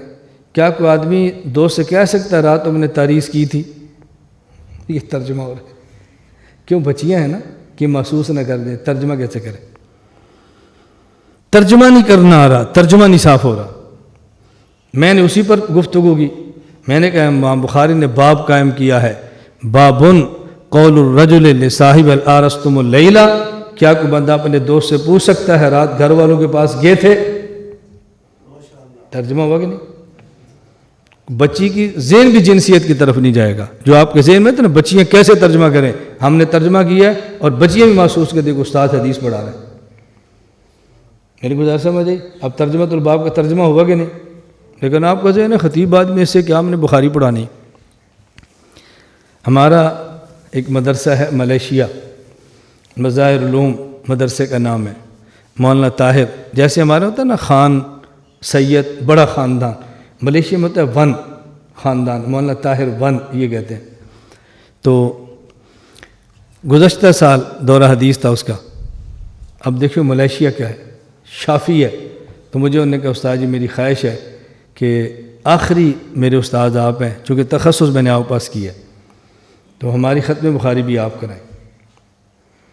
تو پھر غالباً یہ 22 اپریل 2016 تھا یا 23 تھا، ختم بخاری میں نے کرائی۔ انہوں نے کہا استاد جی ہماری خواہش ہے ہر دفعہ بخاری کی آخری حدیث آپ پڑھایا کریں طلبہ۔ علماء آئے، پھر میں نے نکات پیش کیے، پھر میں ترجمۃ الباب پہ بات کی، پھر حدیث کی بنیاد پر میں نے آدھا گھنٹہ بات کی۔ اور ان کا عجیب اعزاز تھا، ان کی حفظ کے استاد مولانا عبدالغنی، کوالالمپور پاکستان مسجد کی خطیب، یہ ان کی حفظ کے استاد ہے، اور تخصص کا استاد میں ہوں۔ مولانا عبدالغنی بھی میرے حفظ کے ساتھی ہیں، مجھ سے بڑے ہیں، میرے مرید ہیں اور خلیفہ مجاز ہیں۔ اور یہ مولانا طاہر بھی مجھ سے بیعت بھی ہیں، شاگرد بھی ہیں، خلیفہ مجاز بھی ہیں۔ تو مولانا طاہر نے سامعین سے کہا کہ میری بہت بڑی سعادت ہے، آج میرے سٹیج پر میرے علم کا پہلا استاد بھی ہے اور آخری استاد بھی ہے، حفظ کا استاد بھی ہے اور تخصص کا استاد بھی ہے، دونوں استاد میرے سٹیج پر بیٹھے ہیں، اور ہم تینوں آپس میں پیر بھائی ہیں، یعنی حفظ کے ساتھی ہیں، مجھ سے عمر میں بڑے ہیں، بیعت مجھ سے کی ہے، اجازت ان کو مجھ سے ہے، اور پاکستان کوالالمپور مسجد کی خطیب ہے۔ میں نے خیال یہ تھوڑی سی باتیں درمیان میں اس لیے کر دی ہیں کہ ہر بات کو جب کبر کیا کہ مسترد نہ کیا کرو۔ ہمارے اکابر کی پالیسی دو طرح کی ہے۔ ہمارے بعض اکابر کی خواہش ہوتی ہے کہ بھئی احوال ہمارے مناسب نہیں، جب مر جائیں گے تو چھپ جائیں، اور بعض کی ہوتی ہے کہ زندگی میں بتا دو تاکہ لوگوں کے لیے استفادہ کرنا آسان ہو، بس زندگی بتا دیتے ہیں، اور میں زندگی میں اس کا تذکرہ کر دیں تاکہ الجھن نہ ہو۔ یہ میں نے آپ کو 10 باتیں بتائی ہیں، بہت ساری باتیں میں نے چھوڑی ہیں۔ اگر میں آپ سے پوچھوں نا، آپ کا کوئی ایسا عالم ہو کہ مہینے میں 4 مرتبہ قومی اخبارات میں 6 اس کے کالم چھپتے ہوں، آپ نام لو تو آپ کو ایک ہی نام ملے گا۔ یہ چھوٹی بات ہے۔ سوشل میڈیا بھی چلتا ہو دیکھو، اور پھر قومی ٹی وی پر بھی آتا ہو دیکھ لو۔ میں دنیا ٹی وی پر آ رہا ہوں، ربیع الاول میں آپ پھر دیکھیں گے، اور میں آپ سب کی موجودگی میں کہتا ہوں خنزیر کی طرح مجھ پر حرام ہے، ابھی تک دنیا ٹی وی سے میں نے 1 روپیہ بھی لیا ہو۔ خنزیر کی طرح حرام ہے، میں نے 1 روپیہ بھی لیا ہو۔ میں سحری کے جب بیان کے لیے جاتا ہوں تو سحری اپنے گھر سے لے کر جاتا ہوں، ان کی سحری نہیں، اپنی سحری کھا کر بیان کرتا ہوں، لیکن آپ پھر بھی بزرگ نہیں سمجھیں کہ ٹی وی پر آتے ہیں، مذاق نہیں۔ اور جن کو آپ سمجھتے ہیں وہ آ جائیں تو آپ نے کہنا دیکھو اللہ کا شکر ہم دعائیں مانگتے رہے، ہمارے اکابر آ گئے۔ میں جدہ میں تھا تو ایک مولانا صاحب مجھے ملے، عمر میں چھوٹے تھے، علم تقویٰ میں تو آپ سب مجھ سے بڑے ہیں، عمر میں چھوٹے تھے۔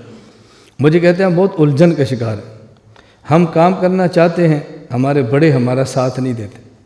میں نے ان سے پوچھا میں آپ سے بڑا ہوں یا چھوٹا؟ مجھے کہتے ہیں بڑا۔ میں نے کمر پر ہاتھ رکھا، میں نے کہا کرو کام، آپ چپ۔ یہ آپ کی الجھن اور بیماری ہے، یاد رکھنا، ناراض نہیں ہونا۔ یہ آپ کی الجھن اور بیماری کیا ہے؟ جو کمر پہ ہاتھ رکھتا ہے آپ اس کو بڑا نہیں سمجھتے، جس کو بڑا سمجھتے ہیں وہ کمر پہ ہاتھ نہیں رکھتا۔ آپ کبھی آئیں اور میں آپ سے ملاقات نہ کروں، آپ سمجھیں گے بہت بڑے آدمی ہیں، ان کے آرام کا وقت ہے، آپ واسطے لڑاؤ گے یار مسافہ ہو جائے۔ چونکہ میں کرسی باہر بچھا کر بیٹھا ہوتا ہوں، آتے ہیں چائے پیتے ہیں گپے لگاتے ہیں چلے جاتے ہیں، آپ مجھے بڑا کیسے سمجھو گے؟ یہ امت کا نا مزاج بنتا جا رہا ہے، مزاج بنتا جا رہا ہے۔ اور مجھے جب تک میں دلیل سے قائل نہیں ہوتا نا، میں اپنا طرز نہیں بدلتا۔ مجھے کئی ساتھیوں نے خود کہا ہے آپ تھوڑا سا کلوز کرو، تھوڑا سا فون کم سنو، تھوڑا سا ان کو ترساؤ، آپ کی شخصیت سے بنے گی۔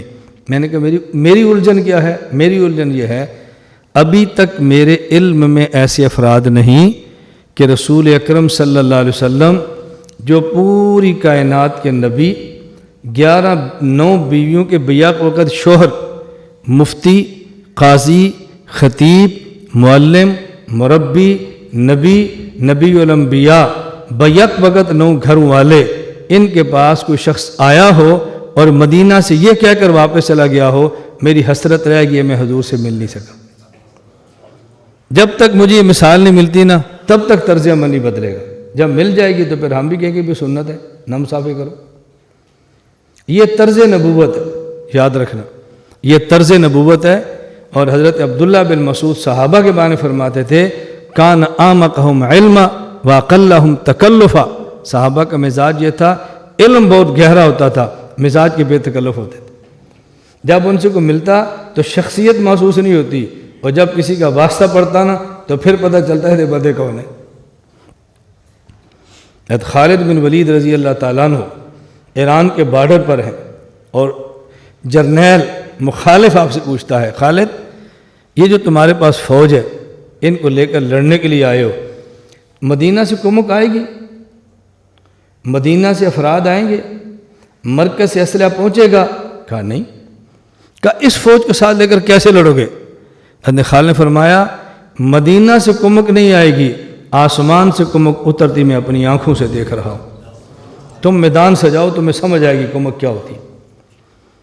پھر سوال کیا یہ جو تلواریں ہیں تم ان سے لڑو گے، ان تلواروں سے؟ حضرت خالد نے فرمایا ان تلواروں سے نہیں، ان بازو سے لڑیں گے۔ جنگ تلواروں نہیں بازوں سے ہوتی ہے۔ تو جب تک میدان جنگ میں نہیں ہے حضرت خالد کے ساتھ گپیں لگ رہی ہیں، اور جب آنکھ میں آنکھ ڈالی نا تو سمجھ آ گئی واسطہ کیسے پڑا ہے، یہ نبوت کے شاگردوں کا معاملہ ہے۔ مزاج میں بے تکلفی پیدا کرو، مزاج میں الجھنیں پیدا نہ کرو۔ اب دیکھیں میں آپ کے ساتھ گھوم رہا ہوں، میری شان میں فرق پڑ رہا ہے، میں لنگر پہ کھڑا ہوں کو فرق پڑ رہا ہے، نظام ٹھیک ہی ہو رہا ہے نا، اس سے کیا فرق پڑتا ہے؟ لیکن چونکہ ہمارا ایک ماحول بن گیا، نہ بھی نہ پیچھے ہٹ جاؤ، ابھی آرام کا وقت ہے، نہ ابھی نہیں بات کرنی، ابھی خاموش خاموش خاموش۔ اب چونکہ آپ مسلسل یہ ماحول دیکھتے ہیں، یہاں کا یہ ماحول ملتا نہیں، آپ بڑا سمجھتے نہیں ہیں۔ بڑا یہ تھوڑا ہی ہوتا ہے، میں اپنی بڑائی پہ دلائل نہیں دے رہا، میں آپ کو عرض کر رہا ہوں کہ آپ اپنے علاقوں میں ایسے جیو جیسے ہمیں دیکھ رہے ہو۔ میری بات سمجھ آ رہی؟ علاقوں میں ایسے چلو، انشاءاللہ ماحول بن جائے گا۔ کوئی عزت کرے نہ کرے، من کان یرید العزت فإن العزت للہ جمیعا، عزت کے فیصلے اللہ کی طرف سے ہوتے ہیں، دنیا داروں سے عزت کے فیصلے ہرگز نہیں ہوتے۔ اللہ میں بات سمجھنے کی توفیق عطا فرمائے۔ یہ سبق کے دوران میں بعض باتیں کہہ دیتا ہوں کہ ہماری خواہش ہوتی ہے یہ دورہ تربیت العلماء ہے، صرف علوم نہیں چاہیے، اخلاق بھی چاہیے، علوم نہیں چاہیے، اعمال بھی چاہیے۔ صرف شریعت کی حدیں نہ دیکھیں، شریعت کے مزاج بھی سمجھیں۔ حد شریعت اور مزاج شریعت میں کچھ فرق سمجھ آ گیا؟ سمجھو فرق آ گیا؟ عشاء کے فرض پڑھ کے سو جاؤ، 2 سنت وتر پڑھ کے سو جاؤ، فجر کی 2 سنتیں اور 2 فرض پڑھو، کوئی اللہ کی طرف سے عذاب ہے؟ نہیں، حد شریعت ہے۔ لیکن اللہ کیا چاہتے ہیں؟ وَمِنَ اللَّيْلِ فَتَهَجَّدْ قُمِ اللَّيْلَ إِلَّا قَلِيلًا، یہ اللہ، یہ مزاج ہے شریعت کا۔ شریعت چاہتی ہے رات آپ کھڑے ہوں، روئیں، گڑ گڑائیں، نہیں رو سکتے رونے والا منہ بنائیں، یہ اللہ کے نبی کا ارشاد ہے۔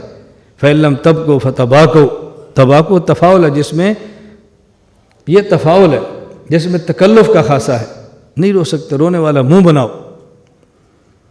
یہ شریعت کا مزاج ہے یا حد ہے؟ ہم علماء آگے کیوں نہیں بڑھ رہے؟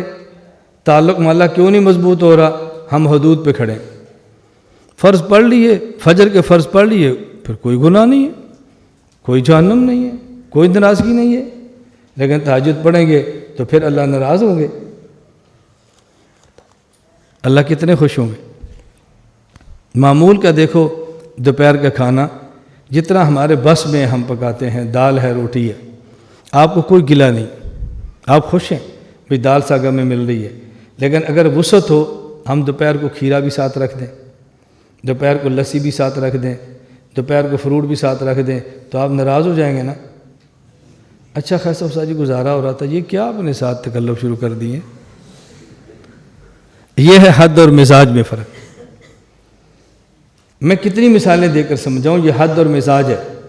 جس طرح ہمارے مدارس کے کچھ حدود اور مزاج ہوتے ہیں، اسی طرح شریعت کی کچھ حدیں ہوتی ہیں، کچھ مزاج ہوتے ہیں۔ ہم حد کو دیکھ کر قناعت کرتے ہیں، شریعت کے مزاج کا خیال نہیں کرتے۔ اللہ تعالی ہم کو شریعت کا مزاج سمجھنے کی توفیق عطا فرمائے۔ ایک سے زائد نکاح کر لیں، 2 بیویوں کے پاس باری شرط ہے، رات رہنا، ہم بستری میں مساوات شرط نہیں ہے۔ بات سمجھ آ رہی؟ آپ سفر میں جانا چاہیں، باری شرط نہیں ہے، جس سے مزاج ملتا ہے اس کو لے جائیں، یہ حد ہے۔ کیا مزاج بھی یہی ہے؟ رسول اکرم صلی اللہ علیہ وسلم پر باری تھی ہی نہیں، ہم پر باری ہے، ان پر باری ہی نہیں تھی، آپ پھر بھی باری کا خیال فرماتے۔ سفر میں تو امتی کو اختیار ہے جس کو لے جائے، نبی پر تو حضر میں باری نہیں ہے، تو سفر میں باری کیسی ہوگی؟ آپ کا جی چاہتا ہے یہ بیوی لے جاؤں، فرماتے قرآن اندازی کرو نام کس کا نکلتا ہے.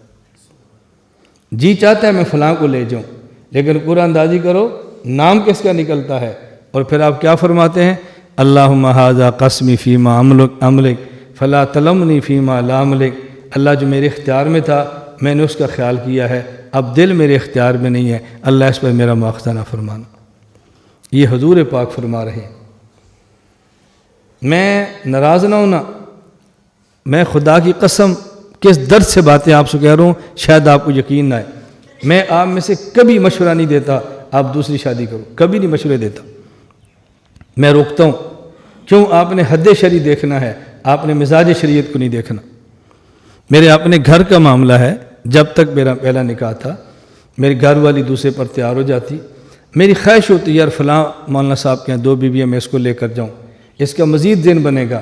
جب وہاں جاتی واپس آتی، خدا کی قسم میری گھر والے نے ہاتھ باندھ دی، کہا جی آپ کریں، آپ کا حق ہے، لیکن مجھے بہت ڈر لگتا ہے، میں فلاں کی 2 بیویاں دیکھ کر آ گئی ہوں، جو کچھ وہ ہوتا ہے نا وہ میرے گھر میں ہوا تو آپ کو بھی تکلیف ہوگی، مجھے بھی ہوگی.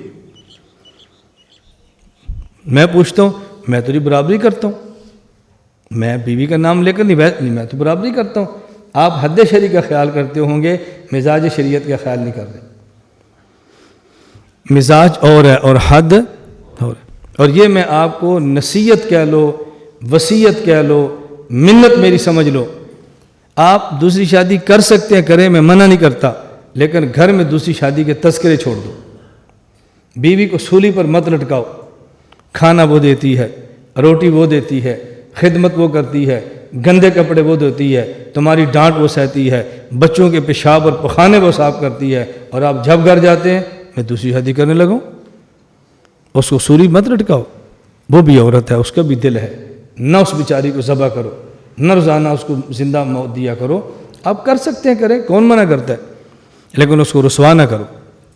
میں نے اپنے بعض قریبی دوستوں پر اس کا تجربہ کیا ہے.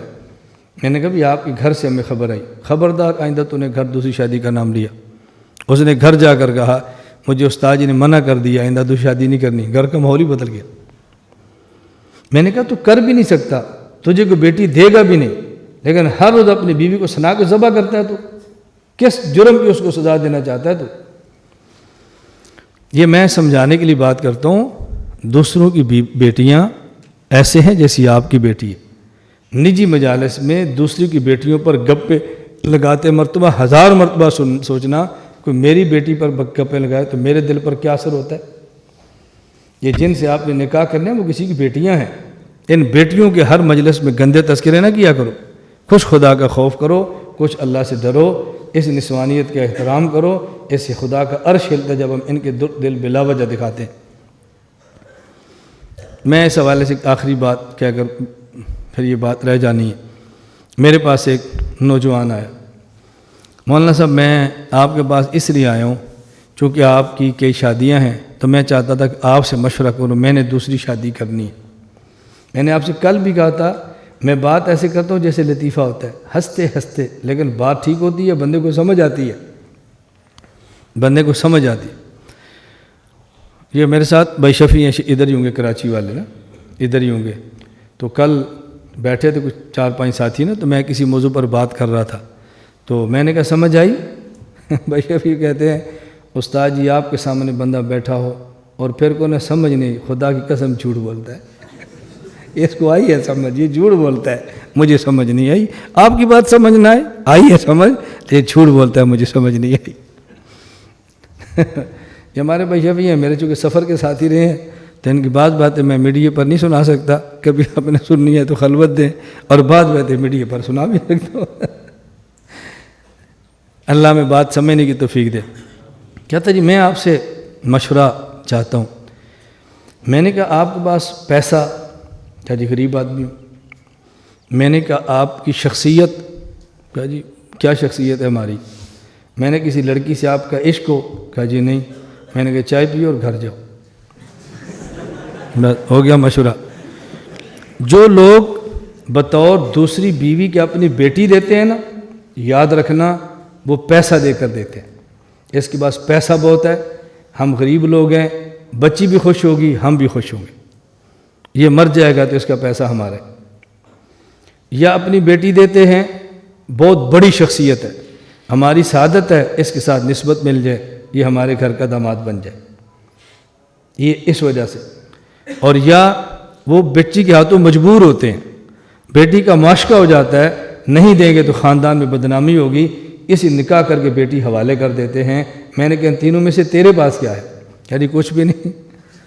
میں نے کہا چائے پیو، اوپر اضافی ہم 2 بسکٹ کھلا دیتے ہیں، 2 بیویاں چھوڑو 2 بسکٹ کھاؤ، شاباش جاؤ۔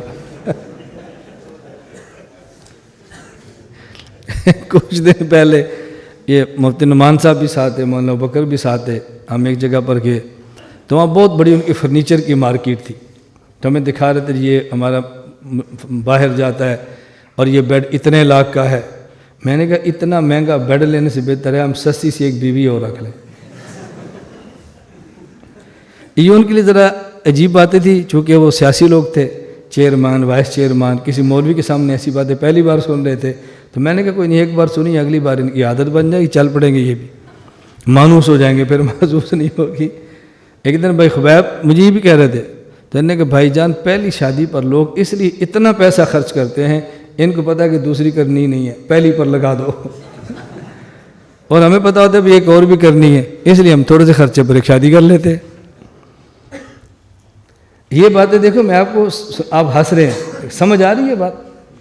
بس میں کئی بار کہتا ہوں یہ ہمارے بیان کی خامی کہہ لیں یا خوبی کہہ لیں کہ میں 4 گھنٹے بھی بیان کرتا رہوں نا، مجمع اکتاتا نہیں ہے، عقیدہ بھی ہوتا ہے، دلیل بھی ہوتی ہے، اور ہمارا درد بھی اس میں شامل ہوتا ہے، یہ سب چیزیں شامل ہوتی ہیں، بندہ اکتاتا نہیں ہے۔ میرا باہر ایک جگہ ملیشیا بیان تھا 6 گھنٹے کا، مسئلہ حیات النبی صلی اللہ علیہ وسلم پر، بلانے والے سب تبلیغ جماعت کے ساتھی تھے، اس علاقے میں کچھ مماتیوں نے خراب کیا تو مجھے بلا لیا، مجھے کہتے ہیں ہم حیران ہیں 6 گھنٹے کا بیان، کیوں؟ ان کا ذہن یہ تھا کہ سب سے بڑا بیان رائے ونڈ ہوتا ہے، تو مان ہی نہیں سکتے کہ 4 گھنٹے کا بیان بھی ہوتا ہے۔ کہتا ہے میں آج پتہ ہوا کہ رائے ونڈ سے لمبے بیان بھی ہوتے ہیں۔ میں نے کہا صرف لمبے نہیں ہوتے، ساتھ یہ کو کہ لوگ سنتے بھی ہیں۔ تھوڑا سمجھ آ گئی جی گھر میں آ گئی، میں نے کہا نا وہ آپ کو سمجھ آ گئی ہے۔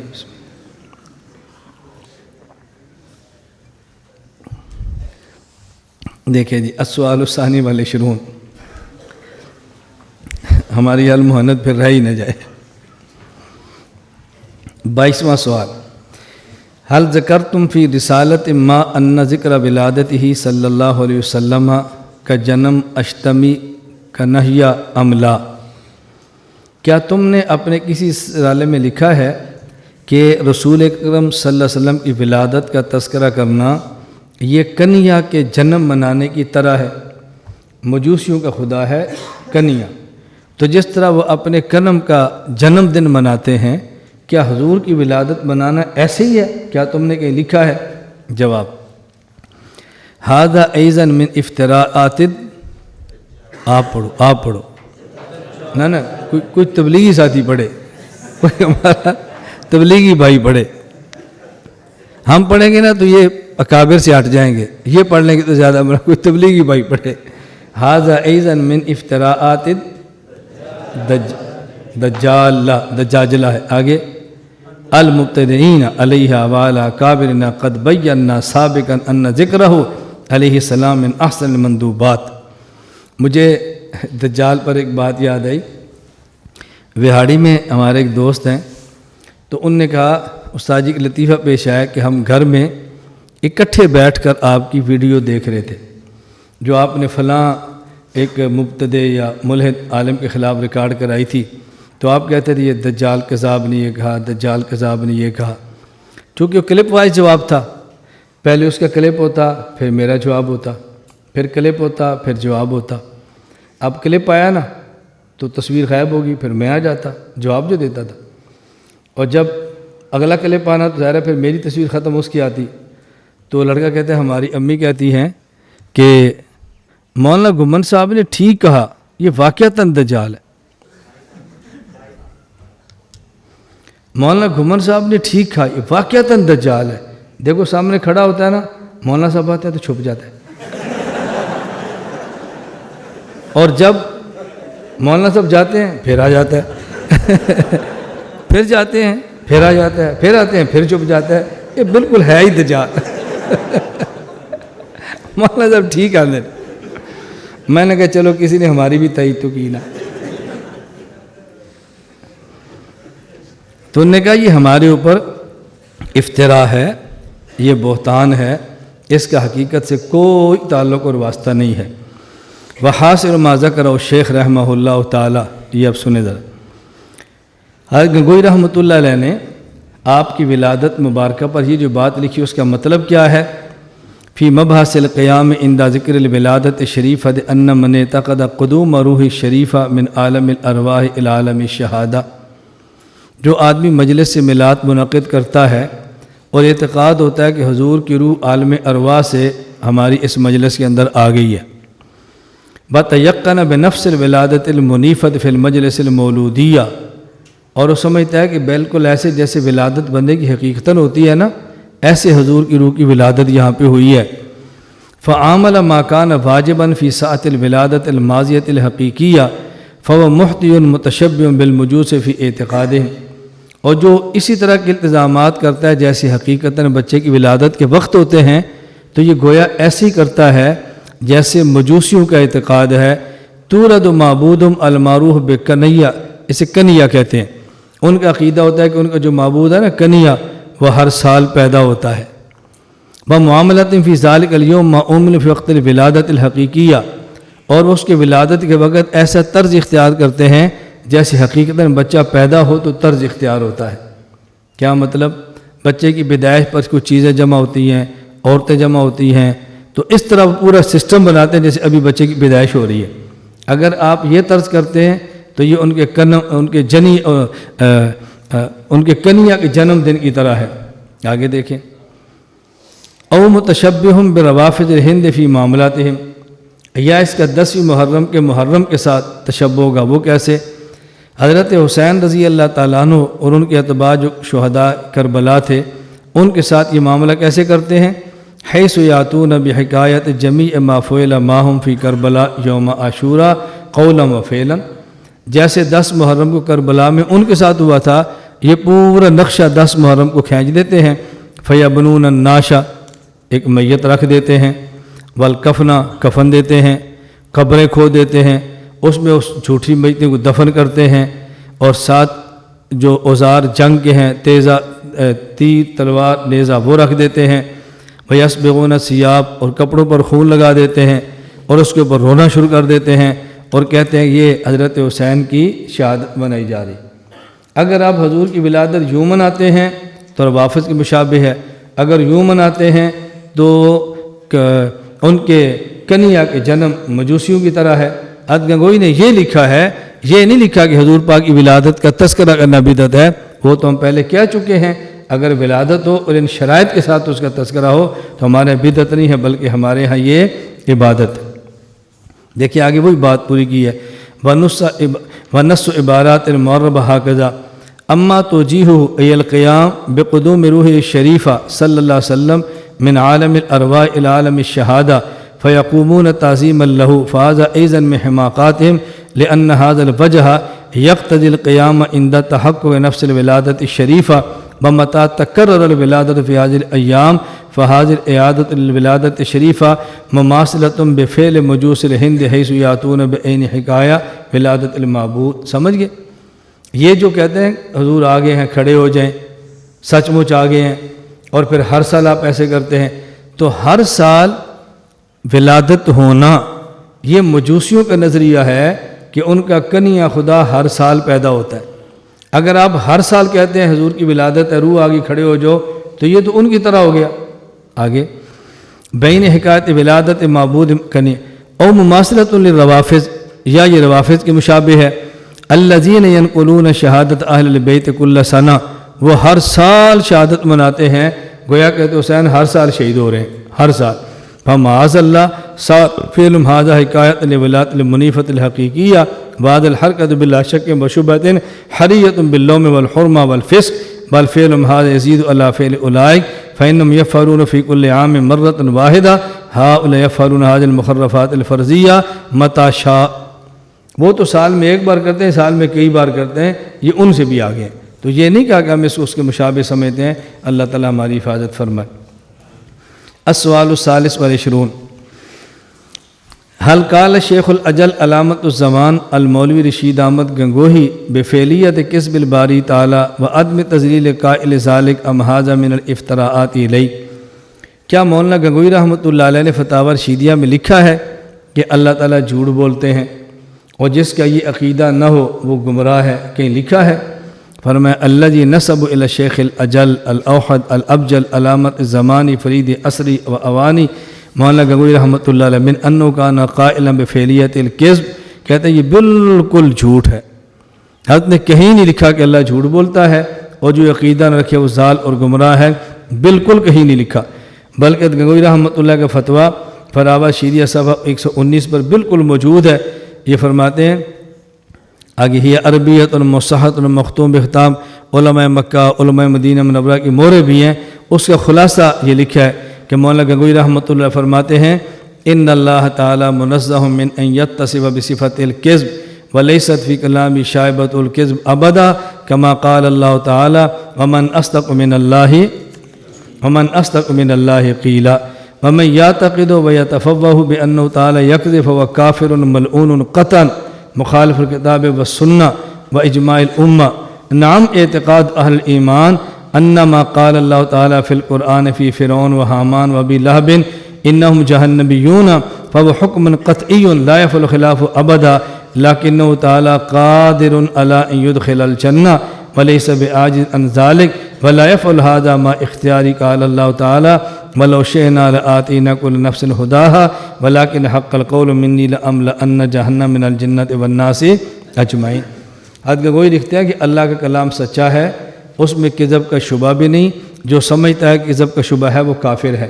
ہاں یہ بات الگ ہے کہ اللہ تعالیٰ نے فرعون حامان ابو لہب کے بارے میں قرآن میں بتایا یہ جہنمی ہے، لیکن اللہ اس بات پر قادر ہیں کہ ان کو جہنم کی بجائے جنت میں بھیج دے، لیکن ایسا کریں گے نہیں۔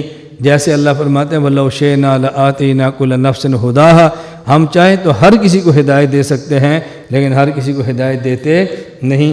اسی طرح فرعون قارون کو چاہیں تو جنت میں بھیج سکتے ہیں لیکن جنت میں بھیجیں گے نہیں۔ آگے اس پر مکہ مکرمہ علماء مدینہ کی مورے موجود ہیں۔ صفحہ 111، السوال الرابع والعشرون،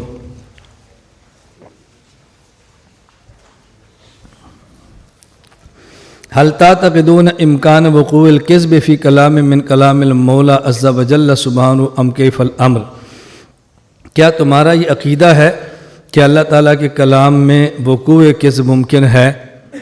پہلے کیا تھا؟ کیا اللہ تعالیٰ جھوٹ بولتے ہیں؟ اب کیا ہے؟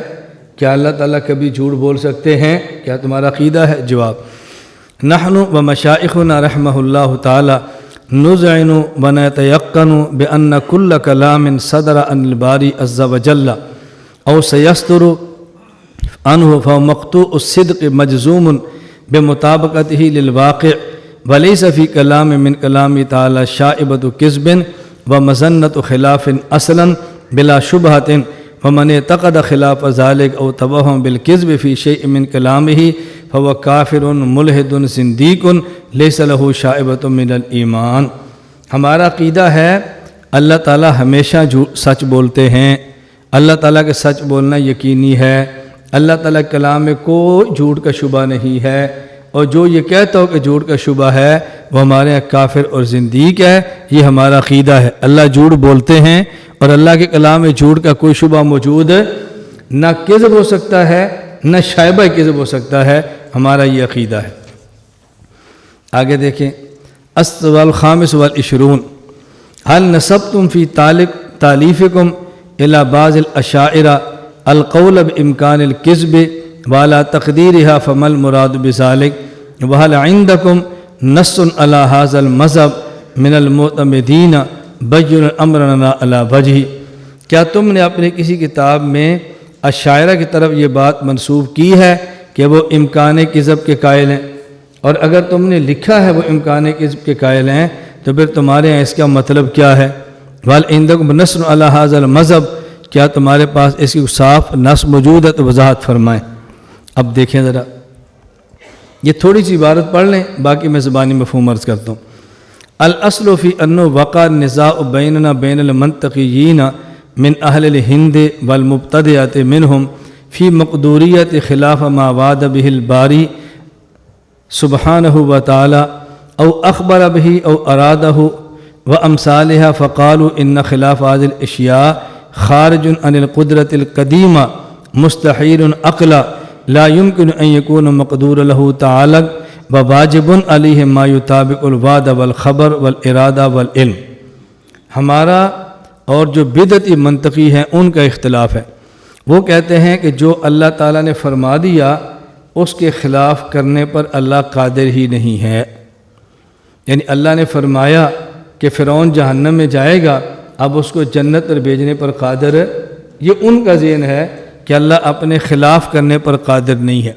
جو وعدہ کیا، وعید سنائی، جو خبر دی ہے، جس چیز کا ارادہ کیا، اس کے خلاف کرنے پر قادر نہیں، اور وہ کہتے ہیں یہ محال عقلی ہے، ایسا کبھی نہیں ہو سکتا محال عقلی۔ ایک ہوتا ہے محال شرعی کہ اس کے ناممکن ہونے پر شریعت بیان فرمائے، ایک ہوتا ہے محال عقلی اس کا ناممکن ہونا عقل بتائے، ایک ہوتا ہے محال عادی کہ اس کا محال ہونا شریعت بھی نہیں بتاتی، اس کا محال ہونا عقل بھی نہیں بتا رہی، لیکن ابھی تک کبھی ایسے ہوا نہیں ہے، عادتاً ایسے نہیں ہوتا، اسے کہتے ہیں محال عقلی، تو کہتے ہیں یہ عقلاً محال ہے۔ وَقُلْنَا ہم نے کہا ان امثال هذه الاشیاء مقدور قطعا، جو اللہ نے وعدہ، وعید، خبر، ارادہ بتایا اس کا ہونا یقینی ہے، لیکنہ غیر جائز الوقوع، لیکن ایسا ہوگا نہیں عند اہل سنت والجماعت من الاشاعرۃ الماتریدیہ شرعا وعقلا عند الماتریدیہ بشرا فقط عند الاشاعرہ۔ ماتریدیہ کہتے ہیں کہ شرعاً اور عقلاً دونوں طرح ایسے ہے کہ ایسا نہیں ہوگا، اور ماتریدیہ کہتے ہیں نہیں، عقلاً ممکن ہے، شرعاً ممکن نہیں، یعنی جس کو اللہ نے فرمایا کہ میں نے جنت میں بھیجنا ہے اس کو جنت میں ہی بھیجیں گے، جس کو فرمایا جہنم میں بھیجنا ہے اس کو جہنم ہی میں بھیجیں گے، شریعت یہی ہے، لیکن عقل کہتی ہے اس کے خلاف کرنا چاہیں تو کر سکتے ہیں، تو یہ شرعاً نہ ممکن نہیں ہے، نہ شرعاً نہیں لیکن عقلاً ہے، اور دوسرے شاعرہ فرماتے ہیں نہیں، شرعاً بھی ہے عقلاً بھی ہے۔ یہ تو خلاصہ ہے تھوڑی سی بات کا، آگے جو بات کی تفصیل ہے ذرا وہ سمجھ لیں، آگے عبارتیں بہت ساری منطق کی، ایک عبارت ہے، دوسری عبارت ہے، تیسری عبارت ہے، وہ لمبی بحث ہے، میں اس کو خلاصہ پیش کرتا ہوں۔ اس کا خلاصہ کیا ہے؟ ایک ہوتا ہے اصل عنوان، ایک ہوتا ہے اصل موضوع، ایک ہوتا ہے اس موضوع کو بیان کرنے کے لیے عنوان کیا ہے۔ ایک ہے جی مسئلہ کیا ہے، اور ایک ہے کہ اس مسئلے کا عنوان کیا ہے۔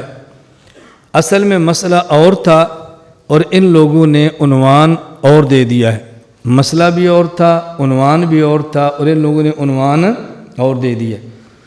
مسئلہ ٹھیک ہوتا ہے، عنوان سے فساد آتا ہے، اس مسئلے سے فساد نہیں آتا، بلکہ اس مسئلے کے عنوان ٹھیک ہو فساد نہیں ہوگا، عنوان غلط ہو تو پھر فساد ہوگا۔ درسگاہ میں ایک طالب علم موجود ہے، ایک طالب علم پانی پی کر واپس آتا ہے اور کہتا ہے اس کو کہ باہر تمہارے ابو جی آئے ہیں، بلا رہے ہیں، بات ٹھیک ہے، اور بالکل یہی بات طالب علم باہر جاتا ہے، والد کھڑا ہوتا ہے دوسرے کا، وہ درسگاہ میں آ کر کہتا ہے کہ باہر ایک وہ بندہ کھڑا ہے جو تمہاری ماں کے ساتھ ملا تھا نا، اور اس سے تو پیدا ہوا تھا، جا ذرا دیکھ لے وہ کون ہے۔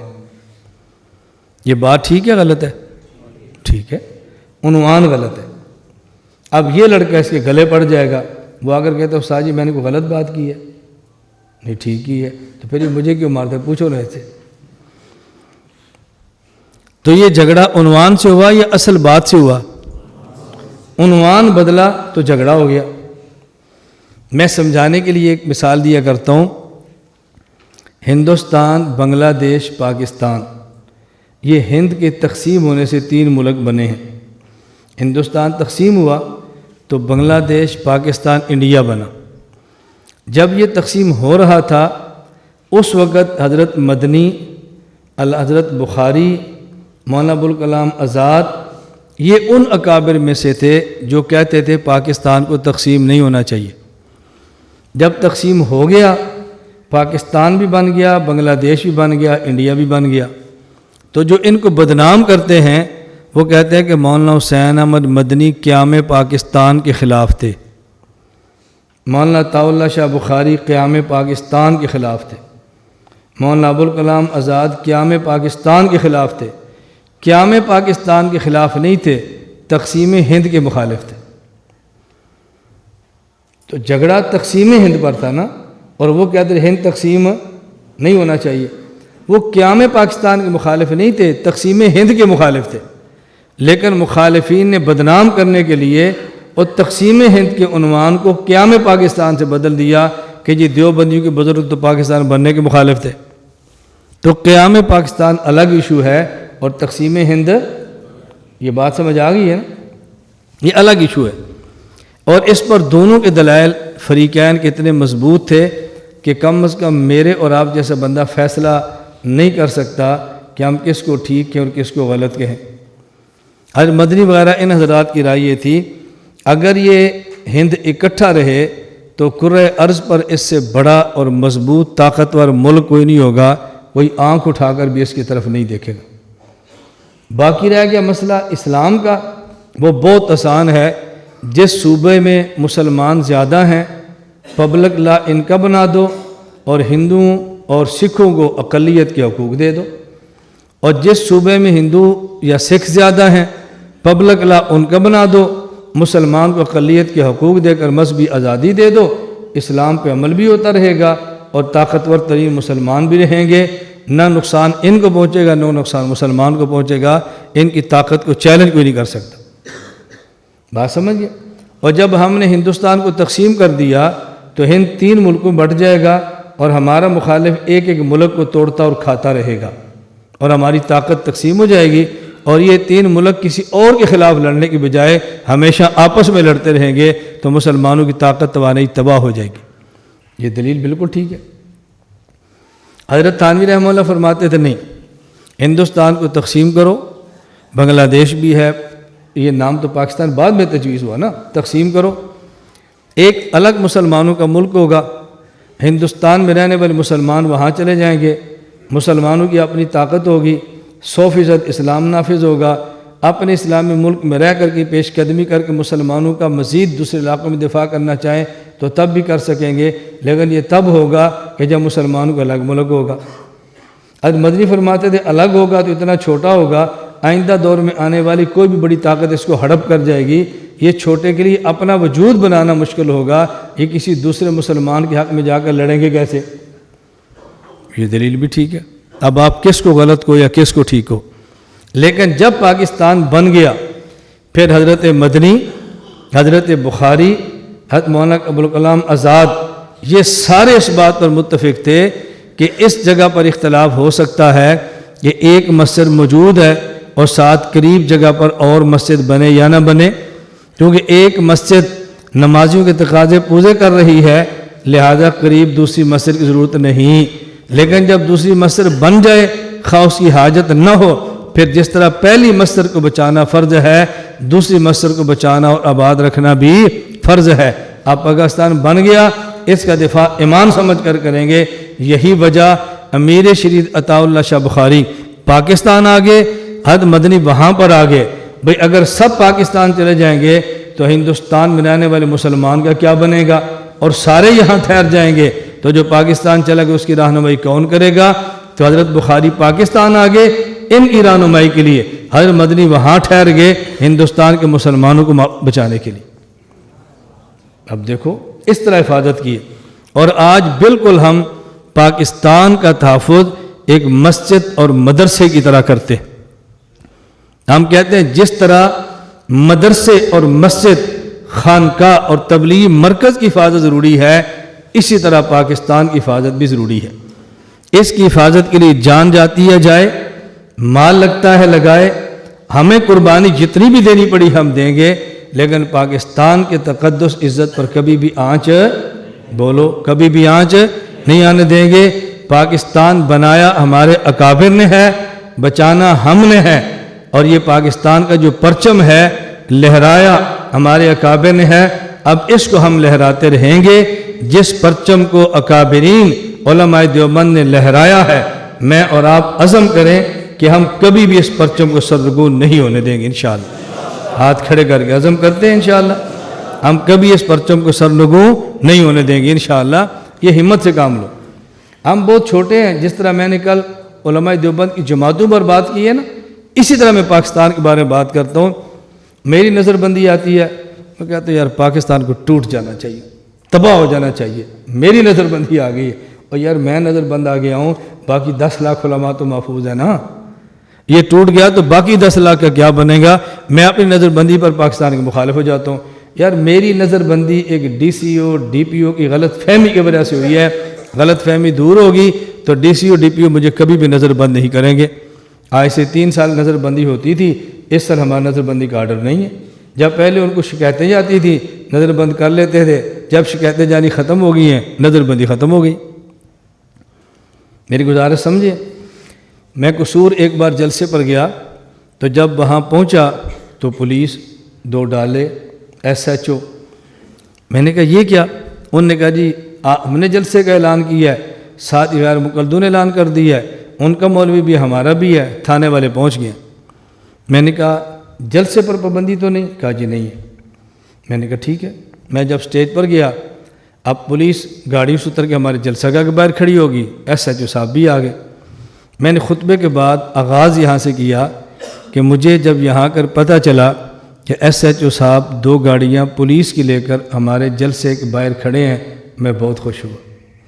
میں ایس ایچ او صاحب کو قدر کی نگاہ سے دیکھتا ہوں، میں ان کا بہت احترام کرتا ہوں، ان کے آنے پر ان کا شکریہ ادا کرتا ہوں۔ کیوں؟ جب ان کو بتایا جائے فلاں جگہ پر 2 ڈاکو لڑ پڑے ہیں، یہ پھر بھی آتے ہیں کہ بھی ڈاکو کی جان تو بچاؤ، اور جب یہ پتہ چلا فلاں 2 مولوی لڑیں گے، یہ فوراً آئے ہیں تاکہ علماء کے خون کی حفاظت ہونی چاہیے، ہم آپ کا شکریہ ادا کرتے۔ بس میں نے شکریہ ادا کر دیا، تقریر شروع کر دی، ایسا نفری لے کر چلے گئے تھانے، بس بات ختم ہو گئی۔ اور اگر وہاں میں شروع کرتا تم میرا بیان سنو، تمہیں سمجھ آئے علماء کے دشمن گاڑیاں لے کر پہنچائے ہیں، تو یہ دشمنی انہوں نے کی یا میں نے دشمن بنایا؟ میں نے خود بنا لیا۔ جب میں نے دشمن کہہ دیا اب انہیں دشمنی نبھانی بھی ہے۔ اب مولانا صاحب اپنی گاڑی پر نہیں ہماری گاڑی پر چلے، پھر آپ سب نے کہنا پولیس والے بہت خطرناک ہیں۔ بھئی خطرناک وہ ہیں یا آپ ہیں؟ وہ آئے تھے جلسے کی حفاظت کے لیے، بھئی لڑائی نہ ہو، آپ نے ان کے خلاف تقریر کر کے اپنا مخالف کر دیا، پھر بعد میں کہتے ہیں پولیس والے ٹھیک نہیں۔ ہمارے ساتھ تھانہ ہے، قریب ہے، آپ یقین فرمائیں کہ پولیس کی ٹی سی نہیں کر رہا، ہمیں آج تک کبھی ہمارے تھانے نے تنگ نہیں کیا، کبھی ہمیں خراب نہیں کیا۔ ظاہر ہے جب اوپر ہوم ڈپارٹمنٹ کے آرڈر آ جائے کہ مولانا صاحب کی نظر بندی ہے، اس میں ایس ایچ او کا قصور کیا ہے؟ تو پابند ہے، ملازم ہے، وہ کیسے؟ آپ کا سگا بھائی بھی پولیس میں ہوگا نا، اس نے بھی کہنا ہے کہ یار آپ ناراض نہ ہونا، میری ملازمت کا مسئلہ ہے بھائی جان، میں آپ کا مخالف نہیں ہوں، میں مجبور ہوں۔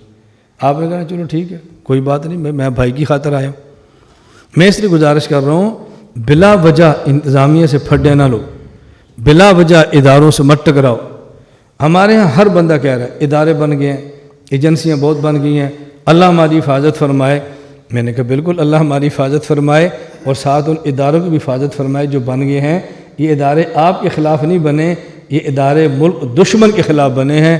میں یہ بات گارنٹی کے ساتھ کہتا ہوں، تم پاکستان کے 2 علماء کا نام لے لو جن کو بلا وجہ گرفتار کرتے ہوں، میں بیان آپ کے حق میں شروع کر دوں گا۔ گرفتاریاں کہاں سے ہوتی ہیں آپ کو نہیں اندازہ۔ یہ میرا موبائل ہے، اس پر 4 فون آتے ہیں، مسئلہ پوچھتے ہیں، میں مسئلہ بتا دیتا ہوں۔ جس نے مسئلہ پوچھا وہ مطلوب تھا، وہ پکڑا گیا، اب اس کا موبائل پکڑیں گے تو 4 میری کالیں بھی آئیں نا، انہیں مجھے بھی لے جانا ہے۔ آپ سب کو یار استاد جی اگر کوئی تعلق ہی نہیں کیسے لے گئے؟ وہ وہاں جا کر کہتے ہیں اس لڑکے سے آپ کا کیا تعلق ہے؟ میں کہتا ہوں مجھے نہیں پتہ، جھوٹ بولتے ہو۔ میں نے کہا مجھے نہیں پتہ۔ مولانا صاحب داڑھی رکھ کے جھوٹ؟ میں نے کہا یار مجھے نہیں پتہ۔ اچھا کھولو موبائل، یہ دیکھو ہم نے ڈیٹا نکالا، فون آیا۔ میں نے کہا مجھ سے تو نے مسئلہ پوچھا تھا، مجھے تو پتہ ہی نہیں یہ کون ہے۔ اب اس کی انکوائری ہوتی ہے، انکوائری ہونے کے بعد پتہ چلتا ہے کہ مولانا صاحب کے اس مطلوب بندے سے تعلق نہیں تھا، اس نے مسئلہ پوچھا تھا، کال مل گئی، انہوں نے سمجھا چونکہ وہ مطلوب ہے تو وہ کال اپنے سہولت کاروں کو کر رہا ہے، اس میں میرا نام بھی نکل آیا۔ جب ان کو یقین ہو گیا میں سہولت کار نہیں کال اور وجہ سے ہے، وہ مجھے چھوڑ دیں گے۔ اب آپ نے کیا کہنا ہے؟ یہ ایجنسیوں کے نہ ہوتے اتنی جلدی کیسے آتے؟ ہوں سمجھ آئی نا؟ اب سمجھ آئی۔ اور اگر نہ آئیں، پولیس بہت ظالم ہے، ادارے بہت گندے ہیں، علماء کا قتل عام ہو رہا ہے، علماء کو جیلوں میں ڈالا جا رہا ہے، اور اگر علماء آ جائیں تو پھر ایسے تو ان حالات میں کوئی باہر نہیں آتا۔ اگر آگے ان کو اچھا کسی نے نہیں کہنا، ہمیں گندا سب نے کہنا۔ اگر نہ آئے تو ان کو اچھا کسی نے نہیں کہنا، سب نے گندا کہنا ہے۔ تو کوئی ایک چیز طے کر لو نا کہ کیا کریں، آنا چاہیے کہ نہیں آنا چاہیے، یہ فیصلہ کر لو۔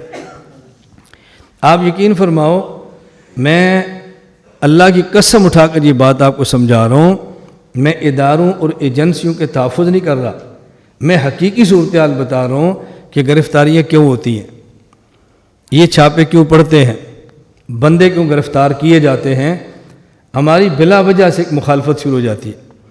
یہاں سرگودا میں نظر بند ہوا، احتجاج ہوا، 2 دن بعد نظر بندی ختم ہوگی، میں بری ہو کے باہر آ گیا۔ اب میرا جلوس نکلا استقبال کا، ایک بلاک میں جلسہ تھا، میں کرسی پر بیان کے لیے بیٹھا، نعرہ لگ رہا ہے ڈی سی او کتا ہائے ہائے، ڈی سی او کتا ہائے، اور میں نے کہا بیٹھ جا بیٹھ جا بیٹھ جا۔ اب یہ جو نعرہ کیوں لگ رہا تھا، یہ میرا خیر خواہ نہیں تھا، یہ میرا خیر خواہ نہیں ہے، اس کا مقصد کہ نظر بندی ٹوٹی ہے نا، اب جب ڈی سی او کتا کے نعرے لگیں گے تو یہ ویڈیو کس کے پاس جانی ہے؟ اٹھا لو مولانا صاحب۔ اب میرے خلاف ان کے پاس ایک ایسا ریکارڈ موجود ہے جو مجھے عدالت میں بھی سزا دلوا سکتا ہے۔ کس نے ریٹ کو چیلنج کیا، ڈی سی او خلاف نعرے لگاتا ہے، یہ نعرے لگانے والا مجھے چھڑا رہا ہے یا واپس بھیج رہا ہے؟ میں نے کہا نعرہ مت لگاؤ۔ ڈی سی او صاحب کو پتہ چلا کہ میری وجہ سے انتشار ہوگا، مجھے گرفتار کیا، 2 ماہ نظر بندی کے آرڈر ہے۔ جب ان کے پاس بندے کی اور قائل کیا اس وجہ سے انتشار نہیں ہوتا، پر امن عالم ہے، مجھے رہا کر دیا۔ نعرے لگاؤ قادیانی کے کتا ہونے کے، مرزائی کے خنزور ہونے کے، جس کے خلاف جلسے تھے میں گرفتار ہوا، اس کو مت کہو یہ ہمارا بندہ ہے، غلط فہمی دور ہو جائے۔ مجھے دوبارہ گرفتار نہیں کیا، اور اگر میں اس کو شاباش ذرا کھچ کے مار، ذرا اچا مار، ذرا اٹھ کے مار، تو پھر گرفتار ہونا چاہیے تھا کہ نہیں؟ بولو، ہونا چاہیے تھا نا۔ اب قصور ڈی سی او صاحب کا ہی ہمارے کارکن کا ہے نا، گالی پھر اس کو نکالے گی، دیکھو پھر اٹھا لی ہے، بھائی کیوں اٹھایا ذرا اس پر بھی تو غور کر لو۔ میں صرف اتنی گزارش کر رہا ہوں، ادارے اپنا کام کریں، ہم اپنا کام کریں، ہمارے جسم کی حفاظت وہ کریں، ان کے ایمان کی حفاظت ہم کریں۔ ہمارا دائرہ اپنا ہے، ان کا دائرہ، بولو، ان کا دائرہ اپنا ہے۔ ہمارا ایک نظریاتی تشخص ہے، ایک جغرافیائی تشخص ہے۔ جغرافیائی تشخص پاکستانی ہے، نظریاتی تحفظ ہم مسلمان ہیں۔ جغرافیے کی حفاظت وہ کریں، نظریے کی حفاظت ہم کرتے ہیں۔ جغرافیے کا تحفظ اسلحے سے ہوتا ہے، نظریے کا تحفظ دلیل سے ہوتا ہے۔ دلائل ہمارے ذمے اور اسلحے کی جنگ تمہارے ذمے۔ تمہارے پاس اسلحہ نہ ہو تو تمہارا جرم ہے، ہمارے پاس کتابیں نہ ہوں تو ہمارا جرم ہے۔ جب کتاب نکل آئے تو پرچہ نہ کاٹو، ہمیں شاباش دو، پرچے نہ کاٹو، ہمیں شاباش دو۔ ماشاءاللہ تمہارے پاس ہر فرقے دی کتابیں نے، ہمارے آتے ہیں، ہم دکھاتے ہیں، میں نے کہا بھی دیکھو مرزائی کو کیوں رکھی ہیں، میں نے کہا ہم سمجھاتے ہیں وہ کیا کرتے ہیں۔ شیعہ کی کیوں رکھی ہیں، ہم سمجھاتے ہیں شیعہ کیا کرتا ہے۔ میں نے کہا ہمارا سر سینٹر ہے، اس میں لوگ تحقیق کے لیے آتے ہیں، جس کا جس مذہب پر تحقیق کو دل کرتا ہے وہ آئے، لیکن تحقیق تب ہوگی نا جب اس کی کتاب یہاں پر موجود ہو۔ ہم کون سا غلط کام کرتے ہیں، کون سی فرقہ واریت پھیلاتے ہیں؟ تو جغرافیے کی حفاظت وہ کریں اور نظریے کی حفاظت، بولو، ہم کریں۔ اس لیے آپ تھوڑا سا اپنا مزاج سیٹ کرو۔ میں عرض کہہ رہا تھا، ایک ہوتا ہے مسئلہ اور ایک ہوتا ہے مسئلے کا عنوان۔ مسئلہ ٹھیک ہوتا ہے، کبھی عنوان سے فساد آتا ہے۔ عنوان، میں اس پر ایک لطیفہ سنایا کرتا ہوں کہ ایک لڑکا تھا دیہات کا، وہ پڑھنے کے لیے یونیورسٹی کالج لاہور چلا گیا۔ 6 ماہ بعد اس کے ابو کا جی چاہا میں ملوں، اس کا والد پتہ پوچھ کے ملنے کے لیے چلا گیا۔ اب ہاسٹل میں لڑکا بھی ہے، تہمت باندھا اس کا باپ بھی ہے، اس کے 2-4 دوست بھی ہیں۔ تو ایک دوست نے پوچھا یہ کون ہے؟ اس نے کہا میرے ابو کے دوست ہیں، فرینڈس، ابو کے یار ہیں۔ وہ بوڑھا سن رہا تھا، اس نے کہا نہیں پتر انہوں بھلیکھا لگیا ہے، میں دے ابے دا نہیں، یہ دی ماں دا یار ہاں۔ اس نے کہا اس کو غلط فہمی ہوئی ہے، میں اس کے ابو کا یار نہیں، میں اس کی ماں کا یار ہوں۔ اس نے تو اپنے اعتبار سے بات ٹھیک سمجھائی نا، بھئی میرے لڑکے کو سمجھ نہیں میں یار کس کا ہوں۔ اس نے اپنے بیٹے کی نفی نہیں کی، اس نے بڑے اخلاص سے اور بڑے محبت سے بات سمجھائی، نہیں میرے بیٹے غلط فہمی ہوئی ہے، میں اس کے ابو کا دوست نہیں، اس کی ماں کا دوست ہوں۔ اب دیکھو تو جیسا عنوان اس نے اختیار کیا وہ عنوان اختیار کر کے بزرگوں نے بات سمجھا دی۔ مسئلہ عنوان کا ہے، اصل بات کیا تھی؟ اللہ تعالیٰ نے فرعون، حامان، قارون کے بارے میں فیصلہ فرمایا کہ جہنم میں جائیں گے۔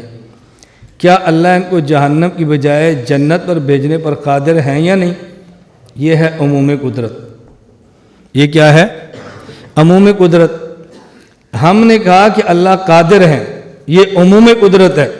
ہمارے مخالفین نے کہا کہ جب اللہ نے فرمایا میں جہنم میں بھیجوں گا اور اب اللہ جنت میں بھیجیں گے تو اس کا معنی کہ خدا نے جھوٹ بولا تھا نا، تو اللہ کے کلام میں تم امکان کذب کے قائل ہو۔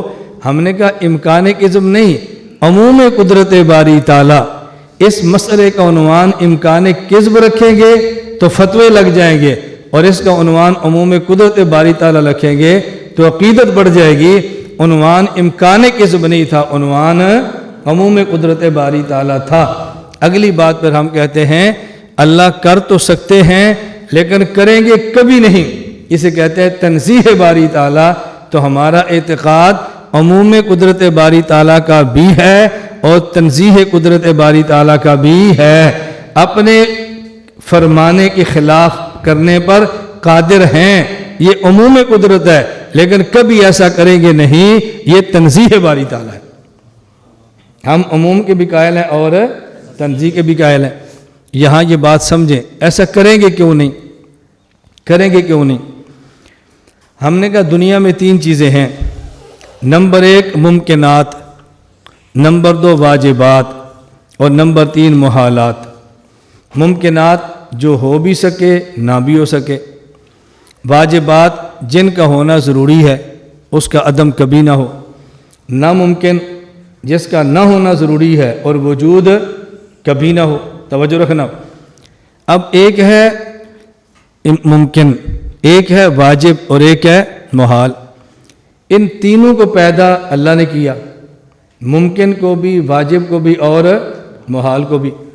اب جب ہم یہ کہیں گے کیا ہو سکتا ہے جو واجب ہو وہ ممکن بن جائے، کیا ہو سکتا ہے جو محال ہو وہ ممکن بن جائے، تو جب آپ کہیں گے کہ اللہ تعالیٰ ایسا کر سکتا ہے یا ایسا نہیں کر سکتا، جو ممکن ہو اس کے بارے میں کہا کریں، جو واجب اور محال ہو اس کے بارے میں نہ کہا کریں۔ کیوں؟ اگر واجب کو ختم فرما دیں واجب ہی نہ رہے، اگر محال کو وجود دے دیں تو پھر محال ہی نہ رہے۔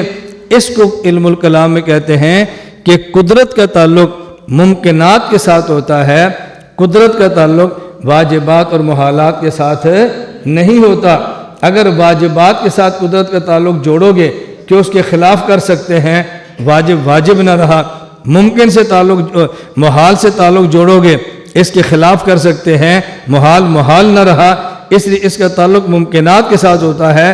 یوں بھی ہو سکتا ہے، یوں بھی ہو سکتا ہے، تو قدرت کا تعلق ممکنات کے ساتھ ہوتا ہے، واجبات اور محالات کے ساتھ نہیں ہوتا، وگرنہ دنیا سے واجب اور محال کا وجود ختم ہو جائے گا اور صرف ممکنات رہ جائیں گی، جبکہ ممکنات بھی ہیں، واجبات بھی ہیں اور محالات بھی ہیں۔ یہ بات سمجھ آئی؟ اب یہ المہند ہے، یہ کیا ہے؟ سمجھ نہیں آتی نا، وقتی پالیسی تھی نہیں سمجھ آئی، سمجھ نہیں آ رہی نا، وقتی پالیسی تھی، کیوں اس کو پڑھتے ہو؟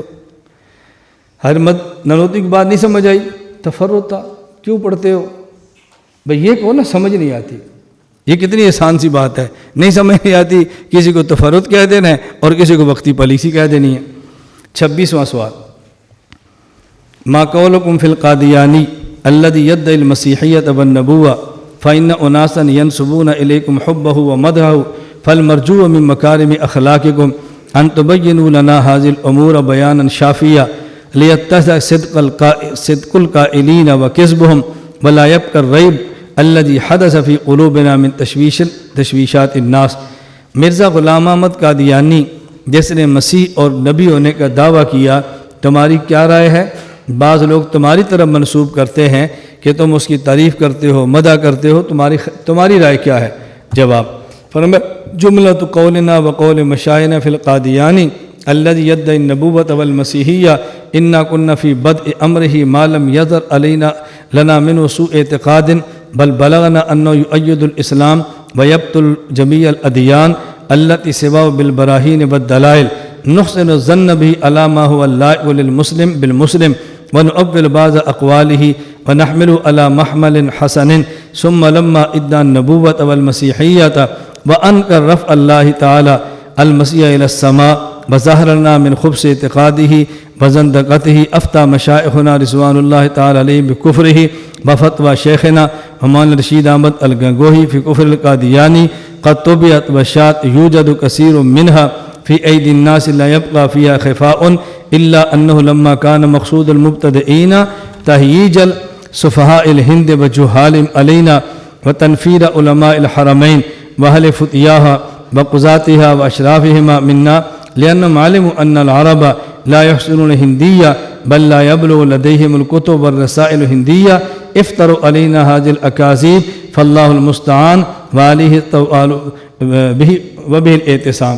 حضرت فرماتے ہیں خلاصہ کیا ہے کہ مرزا غلام احمد قادیانی اسلام کی بات کرتا، اسلام کی تائید کرتا، ہندو مت کے خلاف تقریریں کرتا، ہمارے علماء نے کہ بہت اچھا آدمی ہے۔ اس وقت نہ اس نے نبوت کا دعویٰ کیا، نہ مسیح ہونے کا دعویٰ کیا، نہ ختم کا انکار کیا، اس کی تعریف کی ہے، لیکن جب اس نے دعویٰ کیا اس کو کافر اور مرتد فرمایا ہے۔ تو اس بندے نے مولانا احمد رضا خان نے آپ کو دھوکہ دینے کے لیے ہماری اس وقت کی عبارات پیش کی ہیں جب اس نے اس قسم کا کوئی دعویٰ نہیں کیا تھا اور ہمارے بزرگوں نے اچھا کہا تھا۔ جب اس نے دعوی نبوت، دعوی مسیحیت اور ختم نبوت کا انکار کیا ہے، ہمارے کعبے نے کافر مرتد کہا ہے اور یہ عبارات اس نے آپ تک پیش نہیں کی۔ تو یہ خلاصہ ہے ان 26 سوالات کے جوابات کا جو المحند علی المفند کے اندر پیش آیا ہے۔ اللہ تعالی ہمیں یہ بات سمجھنے کی توفیق عطا فرمائے، اللہ ہمیں سمجھانے کی توفیق عطا فرمائے۔ تو المحند علی المفند ہماری عقیدے اور نظریے کی کتاب ہے، پالیسی اور طریقہ کار کی کتاب نہیں۔ پالیسی اور طریقہ کار بدلتا رہتا ہے لیکن عقیدہ اور نظریہ کبھی بھی تبدیل نہیں ہوتا۔ تو ہم نے اس دورے میں یہ پڑھا ہے، انشاءاللہ اللہ نے چاہا تو آئندہ سال کا دورہ جو مشورے سے طے ہوگا ہم اس میں چاہیں گے کہ الفقہ الاکبر آ جائے یا عقیدہ طحاوی آ جائے، عقیدہ حنفی آ جائے، کوئی اور کتابیں اس کے اندر آتی رہیں تاکہ تسلسل سے کئی سال تک یہ 3 دن کا عقائد کا دورہ چلتا رہے، چلتا رہنا چاہیے نا بھی انشاءاللہ۔ ہم بس آپ اس کا ذہن بنا لیں اور انشاءاللہ بے حد فائدہ ہوگا۔ اگر مدرس ہیں وہ 2 دن کی چھٹی فرما لیں، کیا فرق پڑتا ہے؟ آدمی خوشی غمی پر بھی چھٹی کرتا ہے تو عقیدے پر چھٹی کر لے، کیا ہے؟ رائیونٹ کا اجتماع صرف جمعے کو تو نہیں ہوتا، ہفتہ اتوار بھی ہوتا ہے، جن نے جانا ہے مدرس چلے جاتے، جن نے نہیں جانا وہ نہیں جاتے۔ اور ہمارے مشائخ کی خانقاہوں کے اجتماع مسلسل ہوتے ہیں، جن نے جانا چلے جاتے ہیں، نہیں جانا نہیں جاتے۔ تو ہمارے ہاں جمعیت کے اجتماع ہوتے ہیں، ختم نبوت کے اجتماع ہوتے ہیں، تو جن نے جانا ہے وہ چلے جاتے ہیں، جن نے نہیں جانا وہ نہیں جا سکتے۔ تو ہماری کوشش اور خواہش ہوگی کہ ہم ہر سال اسی طرح 3 دن کا اجتماع منعقد کرتے رہیں۔ آپ دعا فرمائیں کہ اللہ تعالیٰ شرور سے محفوظ رکھے، اللہ ہمیں خیر کے لیے قبول فرمائے۔ وآخر دعوانا ان الحمد للہ رب العالمین۔ لا إله إلا الله، لا إله إلا الله، لا إله إلا الله، ما لنا رب سواه. لا إله إلا الله، لا إله